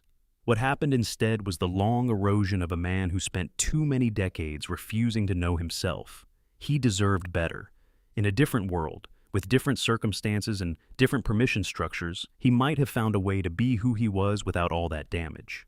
In South Park, Colorado, in the specific cultural environment the show depicts, he couldn't quite get there. And the tragedy of that is real, even inside the comedy, even delivered through a puppet and a gender surgery and a Trump parody and all the rest. Section 15. Wendy Testaberger and the tragedy of being the only competent person in the room. Wendy Testaberger is the most reliable person in South Park and has spent 28 seasons being consistently underestimated, ignored, or briefly acknowledged before being set aside again. If there is a tragedy of competence built into the show's structure, and I think there is, Wendy is the person it is most visibly inflicted upon. She is Stan's on-again, off-again girlfriend, which is the role the show tends to introduce her in when she is introduced at all. But when the writers actually engage with her as a character, what emerges is someone more capable and more morally clear than almost anyone else in the show's world. She is smart. She is principled. She is willing to act on her principles in direct ways that most of the other characters talk about but don't follow through on. In the episode BB's Boobs Destroy Society, she is the first person to identify and correctly diagnose what is happening with the boys' suddenly altered behavior. Their regression to pseudo-primal social hierarchies triggered by newly developing female anatomy. She names it, she understands it, and she is ignored for doing so. In Breast Cancer Show Ever, from Season 12, she challenges Cartman to a fight over his mockery of breast cancer awareness and then actually goes through with it. Not as a comedic bit, but as a genuine confrontation. She beats Cartman in the fight. She beats him comprehensively and physically and in front of witnesses. And the show plays this not as a joke, but as a straight victory. The problem is that it is Wendy's greatest moment, and also the episode that most clearly defines her position in the show's universe. She wins, and the world moves on. And her victory does not carry over into the next episode's starting configuration. The reset button, which we discussed in relation to the town as a whole, is perhaps nowhere more punishing than in its application to Wendy. She achieves things. She is right about things. She wins. And then the season ends, or the next episode begins, and the winning is gone, and she is back to being Stan's girlfriend, defined relationally rather than by her own substance. This is partly a structural limitation of the show's format. South Park has always been resistant to meaningful ongoing female character development, not because Parker and Stone have hostility to female characters exactly, but because the core of the show has always been the four boys and their world, and characters who exist outside that core tend to be used as needed and set aside. Wendy's tragedy is partly the tragedy of being a great character in a show whose architecture is not built to hold her. But it is also something worth naming, which is that the show consistently features a character who is the most competent, most principled, and most capable person in any given room, and then fails to make her central. She is better than the situation she is in. She knows things the people around her don't know. She acts when the people around her won't act. And the reward for this is to be the girlfriend of the boy who turns into a cynical asshole on his 10th birthday. There are moments where the show's treatment of Wendy is exactly right. The breast cancer episode is one. Her role in the Memberberries arc is another. But the moments tend to remain moments, and the character remains perpetually underused. Perhaps in a future season, or in the increasingly ambitious movie format that the Paramount deal has enabled, Wendy Testerberger will get the sustained development her character has earned. Until then, she is the most competent person in South Park, quietly doing the work that nobody else is doing, in a town that barely notices. Section 16. The Tragedy of South Park's Town Memory. When the world forgets, there is a recurring structural feature of South Park that is easy to accept as simple comedic convenience, but that becomes genuinely unsettling if you think about it carefully. The show does not maintain continuous memory. The characters of the town experience devastating events, invasions, catastrophes, personal crises, communal traumas, and then, in the next episode, or the next season, proceed as if those events did not occur. Randy Marsh's various spectacular public failures are immediately forgotten by the community. The multiple times South Park has been literally destroyed and rebuilt are not reference points in subsequent conversations. The deaths of peripheral characters are not mourned across multiple installments. This is how serialized comedy largely functions, and South Park is not unusual in using this format. The Simpsons does it. Family Guy does it. The logic of the weekly reset allows the show to remain reactive, to tell stories without being trapped by the accumulated consequences of 28 years of storytelling. But South Park applies this feature in ways that are philosophically pointed. In the Coon and Friends trilogy, the explanation for why nobody remembers Kenny dying is explicit. The universe erases the memory. The people around Kenny are not choosing to ignore his deaths. They genuinely cannot retain the information. The mechanism of forgetting is built into the world. And when you take that detail and apply it to the broader show, to the town's persistent inability to learn from its catastrophes, to the adults' repeated returns to the same failures, to the conversations about race and class and politics and religion that the town has vigorously and often, and then seems to have no memory of having had, it starts to look less like a production limitation and more like a statement. South Park, the town, is a place that cannot remember, cannot grow, because growth requires the retention of painful lessons, cannot change, because change requires the acknowledgement of what has been. The characters are trapped in a kind of eternal present, perpetually experiencing the world as if for the first time, perpetually confronted with the same failures and the same inadequacies and the same disasters, because the faculty that would allow them to process these experiences and move beyond them has been, in some fundamental way, removed. This is darkly comic. It is also a portrait of something real, the specific inability of communities to learn from their collective history, the way that cultural amnesia enables the repetition of bad patterns, the way that individual memory and community memory diverge, the way that people can look directly at evidence of harm and, within a season, behave as if they never saw it, is one of the most honest things the show says about American culture, even though it says it through the mechanism of a cartoon town that forgets everything between episodes. Kenny dies, and the town forgets. Randy fails spectacularly, and the town moves on. The boys make discoveries about the nature of their world that should change everything, and by the following week's episode, nothing has changed. The tragedy of South Park is not just what happens in the episodes. It is the gap between what has happened and what is remembered, the distance between experience and understanding, the space where the lesson should live, perpetually empty. There is something Buddhist in this, if you squint. The eternal present, unanchored from past or future, unable to accumulate suffering or wisdom because both dissolve into the nothing between moments. South Park exists in perpetual now, which is, depending on your philosophy, either liberation or damnation.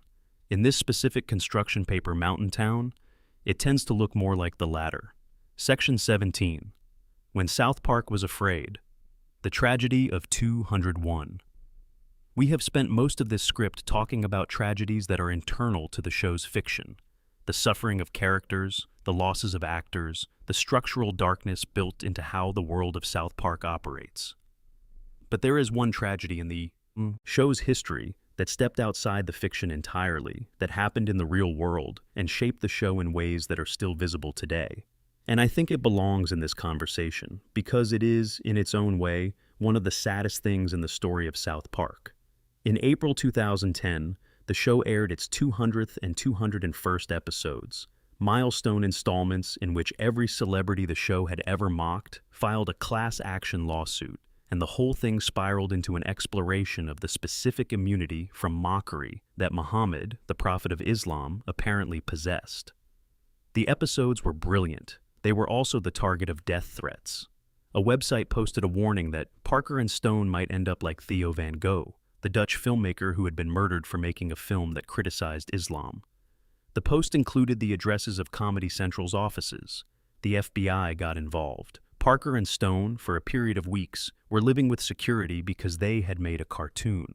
Comedy Central, in response, censored the 201st episode extensively. They bleeped every mention of Muhammad's name. They removed Kyle's final speech, which was about the principle that violence should not determine what is and is not permissible to say. A speech about censorship was censored in real time by the act of censorship to prevent more censorship. Parker and Stone were furious. They went back to work. And here is the tragedy in its simplest form. The two most celebrated satirists in American television were, for a period, genuinely afraid. They have said so. Not abstractly afraid, not performing a response to a controversy, but concretely, physically afraid of the world outside, and then they went back to work. The willingness to be afraid and to keep working anyway is a form of courage that the show has never quite received full credit for, partly because Parker and Stone's own public persona tends toward dismissiveness rather than claim of bravery. They shrug. They say they're terribly sorry. They make another episode, but the shrug, in this context, is the bravest thing. The ability to look at genuine physical threat and respond with more cartoon, more comedy, more stories told the same way you have always told them. That is not the absence of fear. That is the choice to keep going despite it. And that choice, made in private, in a writing room, at 2 a.m, with a deadline bearing down, and the knowledge that people have threatened your life over the last thing you made, that is the deepest commitment to the work. South Park kept going, episode after episode, season after season. The Muhammad episodes were pulled from streaming. They remained difficult to find legally, but the show continued. Parker and Stone continued, and the work they made after the threats was as sharp and as fearless as the work before them, because they were not willing to let the fear win. That is tragic in the specific way that acts of stubborn courage are tragic, because courage is only required when the thing you are afraid of is real, and the thing they were afraid of was real, and they got up the next morning and made another episode anyway. Section 18, Post-COVID and the Future. Watching these kids grow old. The South Park Post-COVID specials, which aired on Paramount Plus in November and December 2021, did something that the show had never done before, and that produced a complicated and genuinely emotional response in long-term viewers. They showed us the boys as adults, not young adults. Adults in their 40s, living in a future version of the world that has been shaped by a decades-long pandemic and all the cultural and political fractures that came with it. The future is not a pleasant one. The characters we have known since childhood are weathered and disappointed and carrying the weight of decades. Stan is living alone in a remote location, a kind of self-imposed exile, away from the town and the people he grew up around. Kyle is professionally accomplished, but personally isolated. Cartman is, in a twist that manages to be both deeply funny and quietly devastating, a rabbi. He has a wife and children and a life that looks, from the outside, like exactly the redemption arc that anyone who watched the original series would have assumed was impossible. And Kenny is dead, really dead. In the future, Kenny has died of COVID-19, not a gag death, not a resurrection pending death, but a death that is stuck, that has been present as an absence for decades, that the other characters carry as a real loss. The boy who could not stay dead has, in the end, died and stayed that way. Of a disease. Of something mundane and terrible and not cosmic or funny or reset button adjacent. Just gone. This is devastating in a specific way that is hard to fully account for within the logic of the specials themselves. It is devastating because of everything we discussed earlier. All those deaths, all those returns, all the mythology about Cthulhu cults and parental rebirths, all the times Kenny woke up in his bed the next morning. And then this, the final death, the one that counts, old and quiet, and from something that affects everyone and not just him. The specials are imperfect pieces of television. They are too long, the plotting is uneven in places, and the future they depict is not always as compelling as the premise promises. But the emotional beats are real. The adult Stan's isolation is a natural extension of everything the show had been building toward in the You're Getting Old episodes. The adult Cartman's family life is a genuine revelation, not because it makes him sympathetic or forgiven, but because it suggests that even the most damaged person can, under the right circumstances and with enough time, and perhaps a specific kind of theological structure to lean on, find their way towards something that looks like a life. And Kenny's absence in the future is the hole at the center of everything. The group dynamic, already complicated and fraying in the original series, is altered at a fundamental level by the permanent loss of the person who kept being and kept coming back. Because Kenny's returns, all 120 plus of them, were a kind of promise, a structural assurance that this was a world with resurrection built in, that death was not final, that the joke could be run again. And in the future, the promise has been broken. Kenny died, and this time the world did not make another one. And everything the other characters have lived through, every day of the past several decades, has been lived with the knowledge that Kenny is not coming back. That is the weight that the specials are asking us to feel when Stan drives through an empty town, or Kyle sits in a hotel room, or Cartman interacts with his family in ways that are clearly genuine. The absence is the point. The future is shaped by who is missing from it.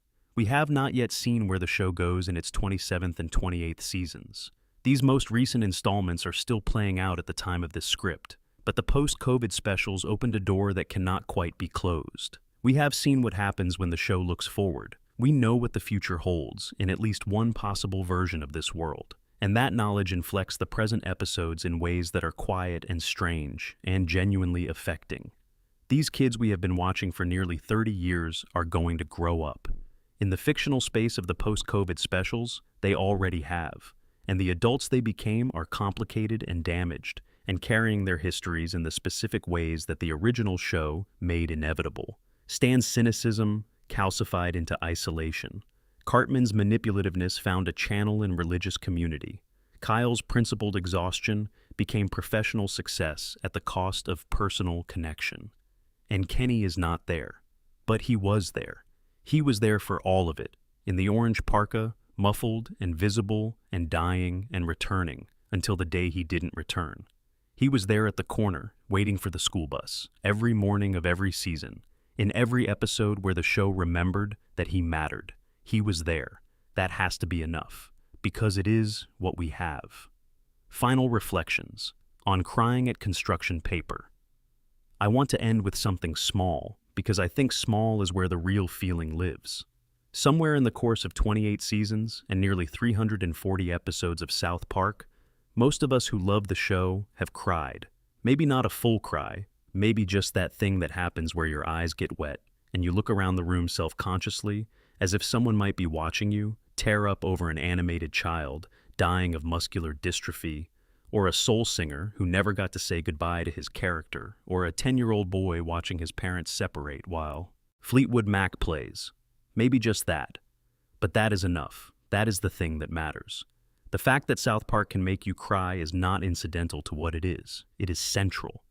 The comedy and the cruelty and the profanity and the provocation are all real, but they exist in service of something that Parker and Stone have always understood even when they didn't quite articulate it. People will let you tell them the truth, if you tell it to them, while making them laugh first. The defenses come down when the joke lands. The armor loosens. And then, in the gap between the laugh and the recovery, you can say something that goes straight to the place where the real things live. The real things, in South Park, are the same real things they are everywhere. The fear of being invisible, the grief of losing someone and not having language for it, the loneliness of being the only one who sees something clearly, the exhaustion of trying to make things better in a world that is built to resist improvement, the specific, practical, present-tense love that people with nothing much to offer each other keep giving anyway. Kenny McCormick gives this love. Every episode, in the orange parka, dying and returning, loving his friends and his sister and dying again and coming back again, until the day he can't. Butterscotch gives it, putting on the Professor Chaos helmet and waving ineffectively at a world that won't stop hurting him, and then drawing a picture of two people holding hands because he saw something beautiful and wanted to honor it. Kyle gives it, making the argument again even after losing it 50 times, because giving it up would be worse than losing. Stan gives it in the episodes where he can see the world without the gray film over it, in the moments of genuine warmth that break through before the cynicism reasserts itself. Craig gives it by extending a hand to Tweek in a public space, by choosing, without ceremony or announcement, to be present for someone. Tweek gives it by taking the hand, by trusting in the face of everything his anxiety is telling him about the dangerousness of trust. Chef gave it for 9 seasons, in a deep, warm, musical voice that turned even the most inappropriate topics into something that felt like affection. And Isaac Hayes gave it by being so completely and genuinely himself in the role that the warmth was real, was the kind of warmth that you cannot manufacture or perform, the kind that comes from a person who is genuinely delighted to be in the room. That is what South Park has been, at its best, for 28 years. Not a controversy machine, not a corporate property, not a political platform or a satirical canon or a test case for the limits of free expression, though it has been all of those things too. At its best, it is a show about love in an environment that is hostile to love. Love expressed badly, love expressed through violence and profanity, and the construction of elaborate revenge schemes involving chili. Love expressed through dying and coming back and dying again and always showing up again at the corner in the orange parka. If you got something from this tonight, if any of it landed in the place where the real things live, then that is everything I was hoping for. It is late or early or that hour in between where the world is quiet and everything feels a little closer than it usually does. Sleep well, and thank you for being here. End of full script, supplemental section A, the tragedy of the talent show and Kenny's voice. There is a small, easily overlooked detail about Kenny McCormick that I find enormously moving every time I think about it. It concerns music. Specifically, it concerns the moments in South Park where the 4 boys perform together, where the group is asked to sing something, to perform something, to participate in a musical number, and what happens in those moments to the boy in the orange parka. In the movie South Park, bigger, longer, and uncut, which is itself a musical, which features elaborate song and dance numbers, which won an Academy Award nomination for one of its original songs, the 4 main boys are central participants. Stan has moments. Kyle has moments. Cartman has extensive musical feature material, multiple solos, key contributions to ensemble numbers, the kind of theatrical presence that drives a musical forward. And Kenny is there too, for the opening number Mountain Town, present among the other boys in The Mountain Sunrise, but his singing voice is never heard. In a movie that is defined by its musical numbers, in a film that is explicitly a tribute to the form of the Broadway musical and the power of song to communicate what ordinary speech cannot, Kenny contributes nothing audible to the music. His lines in Mountain Town consist of a few barely intelligible murmurs. When the group sings together, Kenny's voice, whatever it actually sounds like, is entirely swallowed by the parka, by the muffling, by the same mechanism that makes him inaudible in every other context. He is in the musical. He cannot participate in the music. In subsequent series episodes, whenever the boys perform together, at school events, in talent shows, in the occasional spontaneous group number that South Park deploys with the precision of someone who has studied the Broadway catalog for 30 years, Kenny is present but unheard. The voice is there. The parka muffles it. He is the singer who cannot be heard singing. This detail, which could easily be nothing more than a practical consequence of the character's design, lands differently once you have spent time thinking about who Kenny is. He is the invisible one. He is the poor kid at the margins of the group. He is the one whose deaths are forgotten and whose words cannot be parsed. He is the one who keeps showing up, despite having the fewest reasons to show up. And when the group gathers to make something beautiful together, to lift their voices and produce the thing that music is for: community, shared presence, the feeling of making something together that you couldn't make alone. He is in the circle, but not quite in the song. There is a version of this that is very funny, and the show uses it as comedy. There is also a version that is simply true to the character in a way that goes beyond the comedy. Kenny has a voice. It is there. The world is set up in a way that prevents anyone from hearing it. Think about the people in your own experience who have had voices that the room was not configured to hear. The person who always spoke in the meeting but could never quite be heard. The one whose contributions were acknowledged briefly before the conversation moved on to what someone else had said. The one who was there and trying and present and systematically, not through malice, just through the accumulated architecture of a space built around other people, unable to be heard. Kenny is that person in South Park. And the fact that the show builds this into his very design, into the construction of his visual identity, makes it more than a running gag. It makes it an argument. It makes it a portrait of a specific kind of invisibility that is structural rather than chosen or deserved. The world is configured to muffle Kenny, and Kenny keeps trying to speak anyway. Supplemental Section B: Stan's relationship with his grandfather, a quiet tragedy. There is an episode in South Park's first season, from 1997, that doesn't get talked about much, but that I think is one of the most honest things the show ever made about death, and about the responsibility of love.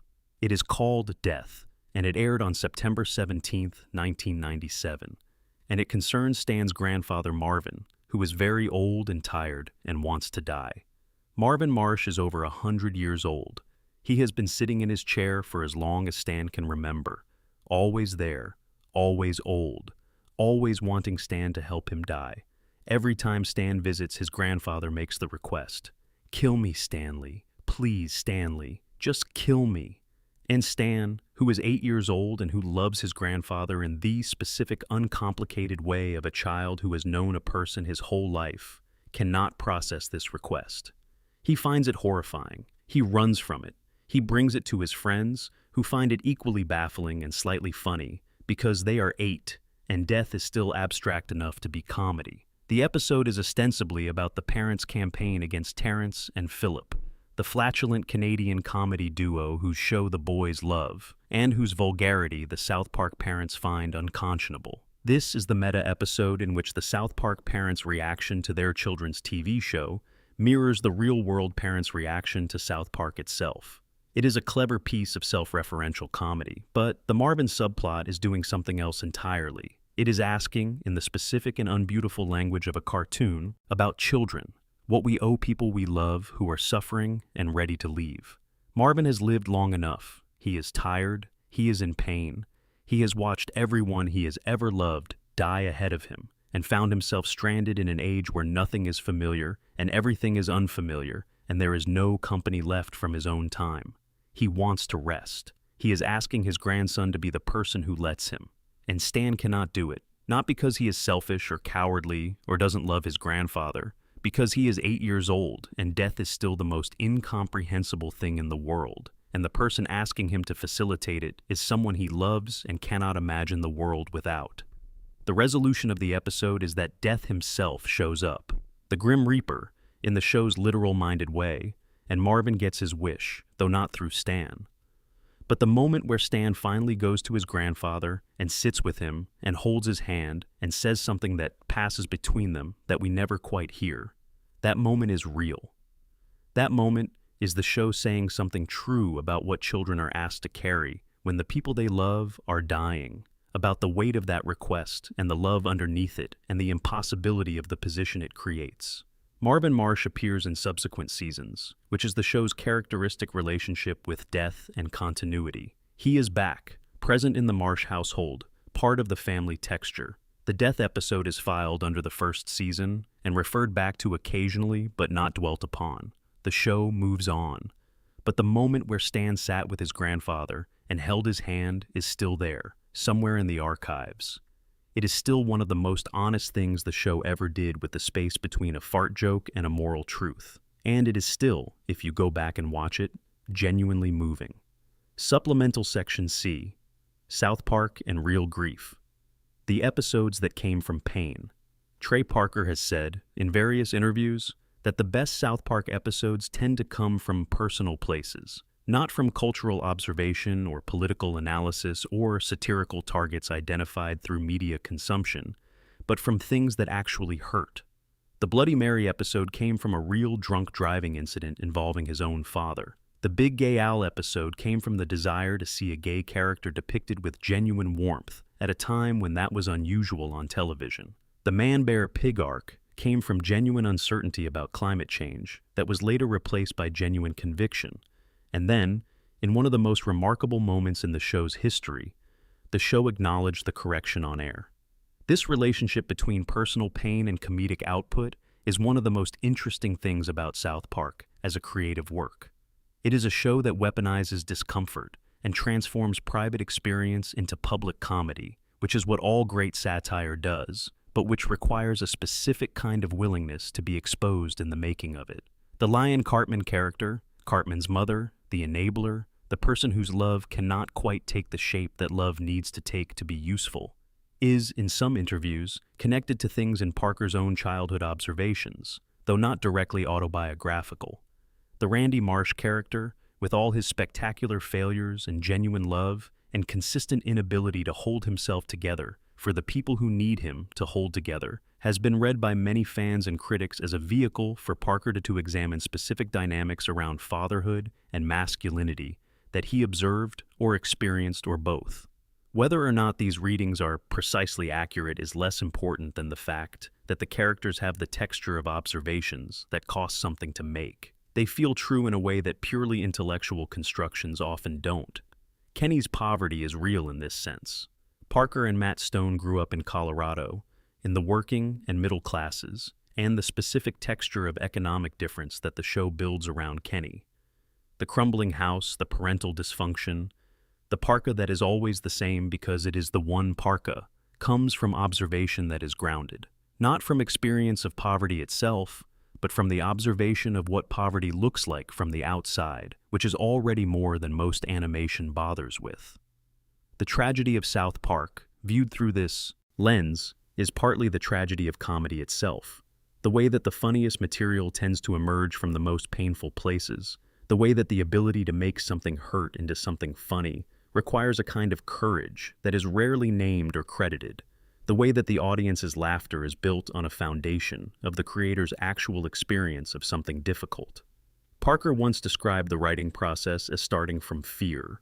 The fear of not being funny, of not finding the thing, of the blank page and the deadline and the 6 days running out without something worth airing. But underneath that professional fear is the other kind of fear, the kind that doesn't have a production schedule attached to it, the fear of saying something true and having it land badly, the fear of exposing something real and having it used against you, the fear of making art about the things that hurt and discovering that the art wasn't good enough to justify the exposure. These boys in the mountain town, they keep going.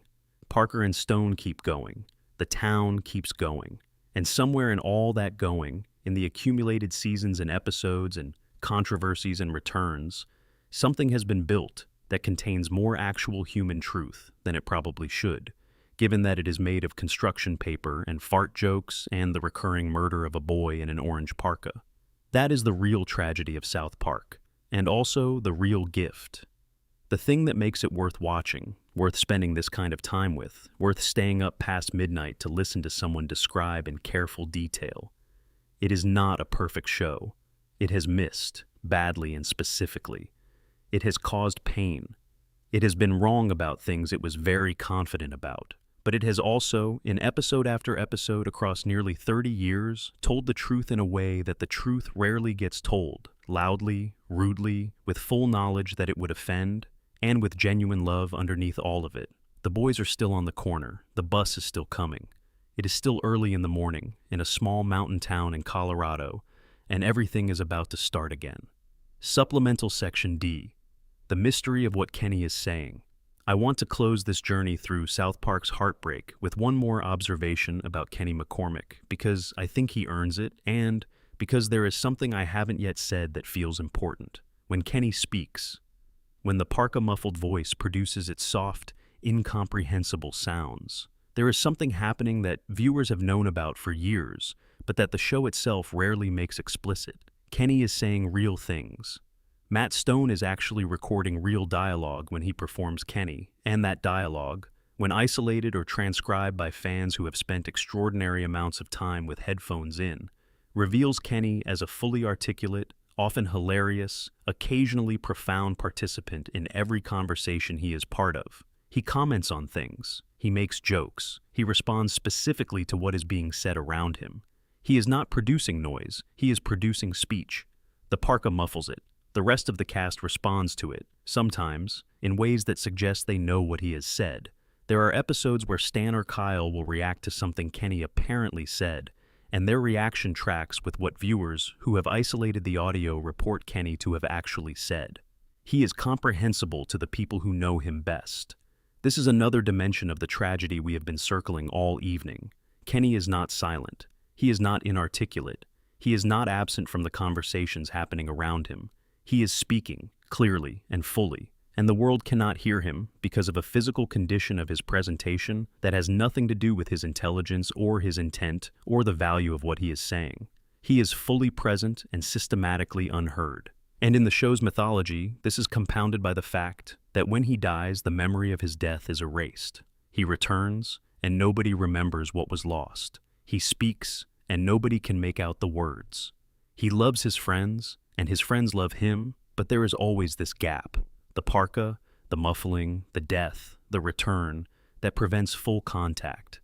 Kenny is always just barely on the other side of something, always just barely unreachable.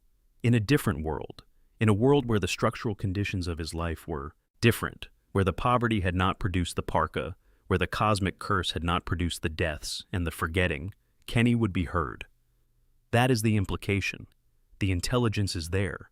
The warmth is there. The loyalty and the humor and the joie are all there.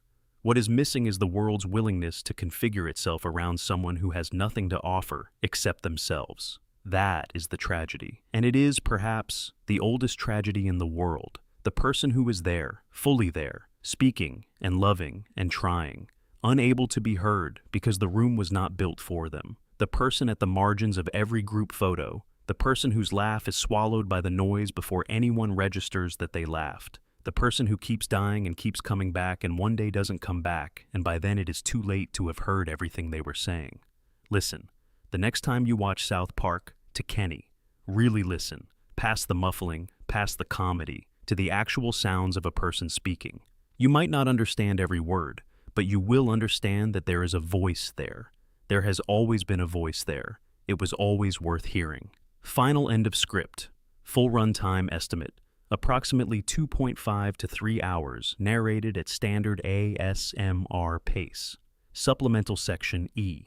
South Park, and the question of whether any of this matters, and why it does. There is a version of this conversation, this long, slow, late-night conversation about tragedy in a cartoon that is primarily famous for fart jokes and for killing a child in an orange parka every week. That ends with the obvious question. Does it matter? Is it worth taking this seriously? Can construction paper animation that routinely features gratuitous vulgarity and deliberately offensive stereotypes honestly be a vehicle for genuine human truth?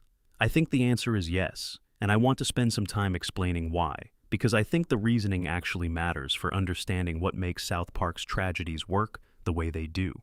There is a concept in literary criticism called the grotesque, which describes a mode of art that combines the beautiful and the ugly, the elevated and the debased, the profound and the absurd, in ways that produce meaning that neither element could produce alone. The grotesque is not just offensive, it is not just transgressive. It uses the transgression, the ugliness, the excess, as a tool for saying something that polished, respectful discourse cannot say. It forces engagement because it is impossible to look away from. It generates feeling because it refuses the comfortable distance of propriety. South Park is grotesque in this precise and useful sense. The fart jokes are real. The Kenny deaths are real. The Cartman cruelty, the Randy failure, the Butters suffering, the Garrison dysfunction, all of it is real in the show's terms, and all of it is delivered with a kind of gleeful excess that dares you to look away. And because you are dared, because the show is performing this dare continuously across hundreds of episodes, The moments when it pulls back and shows you something genuinely human land harder than they would in a context of sustained restraint. When Stan sits with his crying friends and cannot manage to visit Kenny in the hospital, the impact of that moment depends entirely on everything that has preceded it. The hundreds of casual Kenny deaths. The rote delivery of the "oh my God, they killed Kenny" line. The years of comedy built around the premise that this child's death is not worth sustained grief. All of that is the scaffolding. And Kenny Dies dismantles the scaffolding in real time and reveals what was underneath it, which is the thing we should have been seeing all along: a child who is sick and a group of children who love him, and the specific terror of a boy who cannot bring himself to be in the same room as his dying friend, because grief is simply beyond what he can manage right now. Without the scaffolding, that scene is affecting but unremarkable. With it, with all those seasons of comedy underneath it, all that trained expectation, all that armor, it is devastating. The grotesque builds the defenses so that the emotional truth can get past them. This is what South Park, at its best, does. It builds your defenses with laughter and then moves past them. It gives you years of Cartman being a manipulative monster so that the moment in Awesome O when he hears that he is someone's best friend lands with the weight of a revelation. It gives you years of Randy's spectacular failures so that the quiet scene in You're Getting Old, where he admits he has not been happy, carries the specific gravity of something true that has been waiting a long time to be said. It gives you years of Butters being destroyed so that the image of him drawing that picture and presenting it to the class with genuine warmth feels like an act of radical courage. The accumulation is the art. The catalog of transgressions is the context that makes the moments of clarity possible. And the clarity, when it comes, is worth all the years of investment. This is also why South Park's tragedies are not interchangeable with tragedies in other kinds of television. A prestige drama can produce grief through sustained, careful, beautifully produced character work. A comedy that has spent 28 seasons doing something else entirely, that has built its identity around the refusal of sentimentality, can produce grief through a single episode in which the refusal is itself refused. The cost of that grief is different. It arrives more suddenly, and it lands more deeply because it has traveled through such different territory to get there. There is also something to say about the specific cultural moment that South Park occupies and has always occupied, which is a moment of increasing fragmentation in what is permissible to say, and who is permitted to say it, and in what contexts. The show has always operated at the edge of those boundaries, sometimes appropriately and sometimes not, but always with a commitment to the principle that the boundaries should not be enforced by fear and social pressure alone. That the things that are difficult to say are often the things that most need to be said. That humor, specifically, the oldest and least respectable mode of truth-telling, is sometimes the only tool that can get at something real without the defense mechanisms going up. Kenny's poverty is a difficult thing to say directly in American entertainment. American entertainment prefers its poor characters to be either inspirational or invisible. South Park makes Kenny neither. It makes him present and real and regularly dead and regularly forgotten and always, stubbornly, back. It refuses the sentimentalization of poverty that would make it palatable, and it refuses the erasure of poverty that would make it invisible. It just puts a poor kid in an orange parka at the center of the frame and lets the comedy and the tragedy work simultaneously. Butters' family life is a difficult thing to say directly. American entertainment tends toward two modes with abusive or neglectful parents. They are either redeemed through the child's love, or they are made into outright villains so that the child's suffering is clearly undeserved. South Park does neither. The Stotch parents are not villains. They are people who have tried their son into a river and grounded him for wandering off, and will do something similar next season. Not because they hate him, but because they are incapable of the sustained, attentive care that he needs. They are the third option, neither redeemable through love, nor monstrous enough to justify clean outrage, and they are the most common version of parental failure in the real world. Stan's depression is a difficult thing to say directly. American entertainment prefers depression to be either a plot device resolved by the end of the episode or a serious illness portrayed with clinical gravity. South Park makes it a birthday present. It makes it the thing that happens when you turn 10 and the world starts to look different in a way you didn't authorize. It makes it funny and specific and true and leaves it unresolved because that is how depression actually works. These are the things that matter about South Park's tragedies.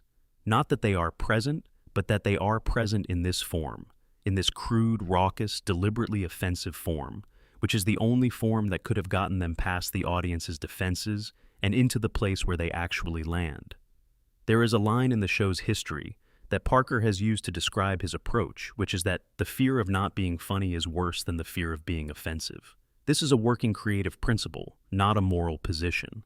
But it has an implication that I find interesting, which is that if the comedy fails, everything fails. The satire, the truth-telling, the emotional moments, all of it. The comedy is not an optional component. It is the foundation.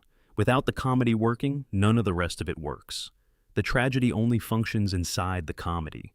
Take the comedy away and you are left with something earnest and thin. The comedy is what gives the tragedy room to breathe. And so the fart jokes matter. The Kenny deaths matter. The Randy spectacles and the Cartman schemes and the Butters grounding and the Stan cynicism, all of it matters, not despite its vulgarity and excess, but because of them. The show is made out of its own transgressions. It is constructed from the materials that make it offensive, and those materials are what make it capable of the things it can do when it chooses to use them towards something other than shock. This is the secret of South Park, the thing that is hiding in plain sight across 3 decades of content. The outrageousness is not the point.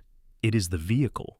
The point is what is being transported inside it. And what is being transported, episode after episode, in the orange parka, through the muffled voice, through the deaths and the returns and the arguments and the speeches and the long, slow, beautiful accumulation of a show that refuses to stop, is love. Angry, profane, occasionally misguided, sometimes wrong, never comfortable, always present love. For the characters, for the audience, for the project of telling the truth in a world that would rather be comfortable. That is worth the fart jokes. That is worth the years. And it is worth staying up past midnight to talk about in the quiet dark, wherever you are. Good night. Supplemental section. He asked a note on watching South Park as a comfort show. I realize there is something slightly paradoxical about framing South Park. A show that has been condemned by the White House, banned by China, threatened by extremists, and condemned by virtually every major religious organization in the Western world, as a comfort show. And yet, for a very large number of people, that is exactly what it is. There is a specific kind of comfort that comes from a show that is honest about how difficult and absurd and often deeply unfair the world is, while simultaneously demonstrating week after week after week that people can continue to move through that difficulty, that there is comedy available in the worst situations, that the worst people are also, sometimes, vulnerable people, that the most vulnerable people are also, often, the most loving, that even a town that forgets everything keeps showing up on Monday. For people who find themselves watching South Park at 2 a.m. or listening to someone describe its tragedies in a relaxed narrative voice while they drift towards sleep, there is often something recognizable in what the show is doing. The comedy is partly a comfort because it keeps the world at a manageable distance. The tragedy is partly a comfort because it confirms that the hard things we feel are real and worth feeling. The combination, the laugh and the ache coexisting in the same 22 minutes, is the closest thing South Park has to a therapeutic proposition. You can be terrified and laugh at your fear. You can be grieving and laugh at the shape of your grief. You can be lonely and lonely. Cartman can make you feel, briefly, like loneliness is universal and perhaps survivable. You can be tired and watch Kyle make the argument one more time and feel, briefly, that trying is still possible. This is comfort television in its most honest form. Not comfortable. South Park is never comfortable, but comforting in the deeper sense, in the sense of being accompanied, of having company in the difficulty, of someone else acknowledging, through the medium of construction paper children in a mountain town, that the world is what it is and we are still here and there is still something worth making a show about. Kenny McCormick dies, and dies, and dies again. He wakes up the next morning and goes to the corner and gets on the bus. He shows up for his friends despite every reason not to. He watches over his sister in the dark. He carries more than anyone asks him to carry, without complaint, in the muffled voice that no one can quite make out. That is something worth watching, something worth staying up for, something worth carrying with you when the lights come back on and the day starts again. The show is still being made. Parker and Stone are still there, in a writer's room somewhere, arguing about what the episode should be and who should say what, and how to get from the blank page to something worth airing in 6 days. The boys are still on the corner. The bus is still coming. Whatever comes next, whatever season 28 holds, whatever the Paramount deal produces, whatever controversies the show generates and absorbs and converts into material. There will be more of this, more of the love underneath the cruelty, more of the truth underneath the offense, more of the boy in the orange parka dying and returning because the world is not done with him yet. That is a promise the show has been keeping for 28 years, and I believe it will keep keeping it for as long as there is something worth saying and someone willing to say it in the most inappropriate way available. Thank you for being here tonight. Sleep well, and if you wake up and the world looks a little like what Stan saw when everything turned to something difficult, just remember that it doesn't stay that way. Morning comes, the corner is there, the bus arrives, you'll be all right. Complete final script, estimated word count, 30,000 plus words. Estimated narration time at relaxed ASMR pace, approximately 100 to 110 words per minute. Approximately 4.5 to 5 hours of audio content. Supplemental section G, on Kenny's sister, Karen, and the most quietly devastating detail in the whole show. I saved this for almost the end, because I wanted you to have all the context before we looked at it directly. Karen McCormick first appears in the Season 9 episode Best Friends Forever, the Emmy-winning episode in which Kenny is placed on life support. She is small and blonde, and frightened in a way that the show establishes without making it explicit. She is a child who has grown up in the McCormick house, which means she has grown up in poverty and instability, and a household where the adults are not always reliably present in the ways children need adults to be present. She makes periodic appearances over the subsequent seasons, and what builds across those appearances is a picture of a little girl who is doing something remarkable, surviving with her essential softness intact. She has not hardened. She has not become defended. She is still open, still afraid, still hoping, in a world that has given her little reason to hope. The most affecting use of Karen in the show's run comes in the episode The Poor Kid from Season 15. The McCormick children are placed in foster care when their parents are arrested, and Karen ends up in a house where she is being bullied and frightened. She has a guardian angel, she believes, a mysterious dark figure who appears when she is most afraid and makes her feel less alone. The figure is Mysterion. The figure is Kenny. He is, in costume, in the cape. In the dark of a place his sister is being held in fear. Precisely what she needs him to be. Not a boy in an orange parka. Not a child who dies every week. Not the punchline of a joke that has been running for 15 years. He is her guardian. He is the presence that makes the dark less dark. He is the brother who, unable to die permanently and unable to be remembered by the world when he does die, has found the one thing his particular curse makes possible. He can always come back. He can always be there. Whatever happens, however many times the world takes him apart, he will be back in the morning, and he will find her, and he will be what she needs. There is not a more quietly devastating emotional beat in the entire run of South Park than this one.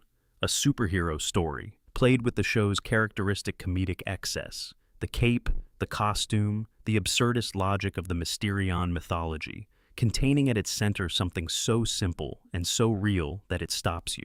A big brother loves his little sister. She is afraid, and he cannot protect her from everything, and he comes back anyway. He comes back every time.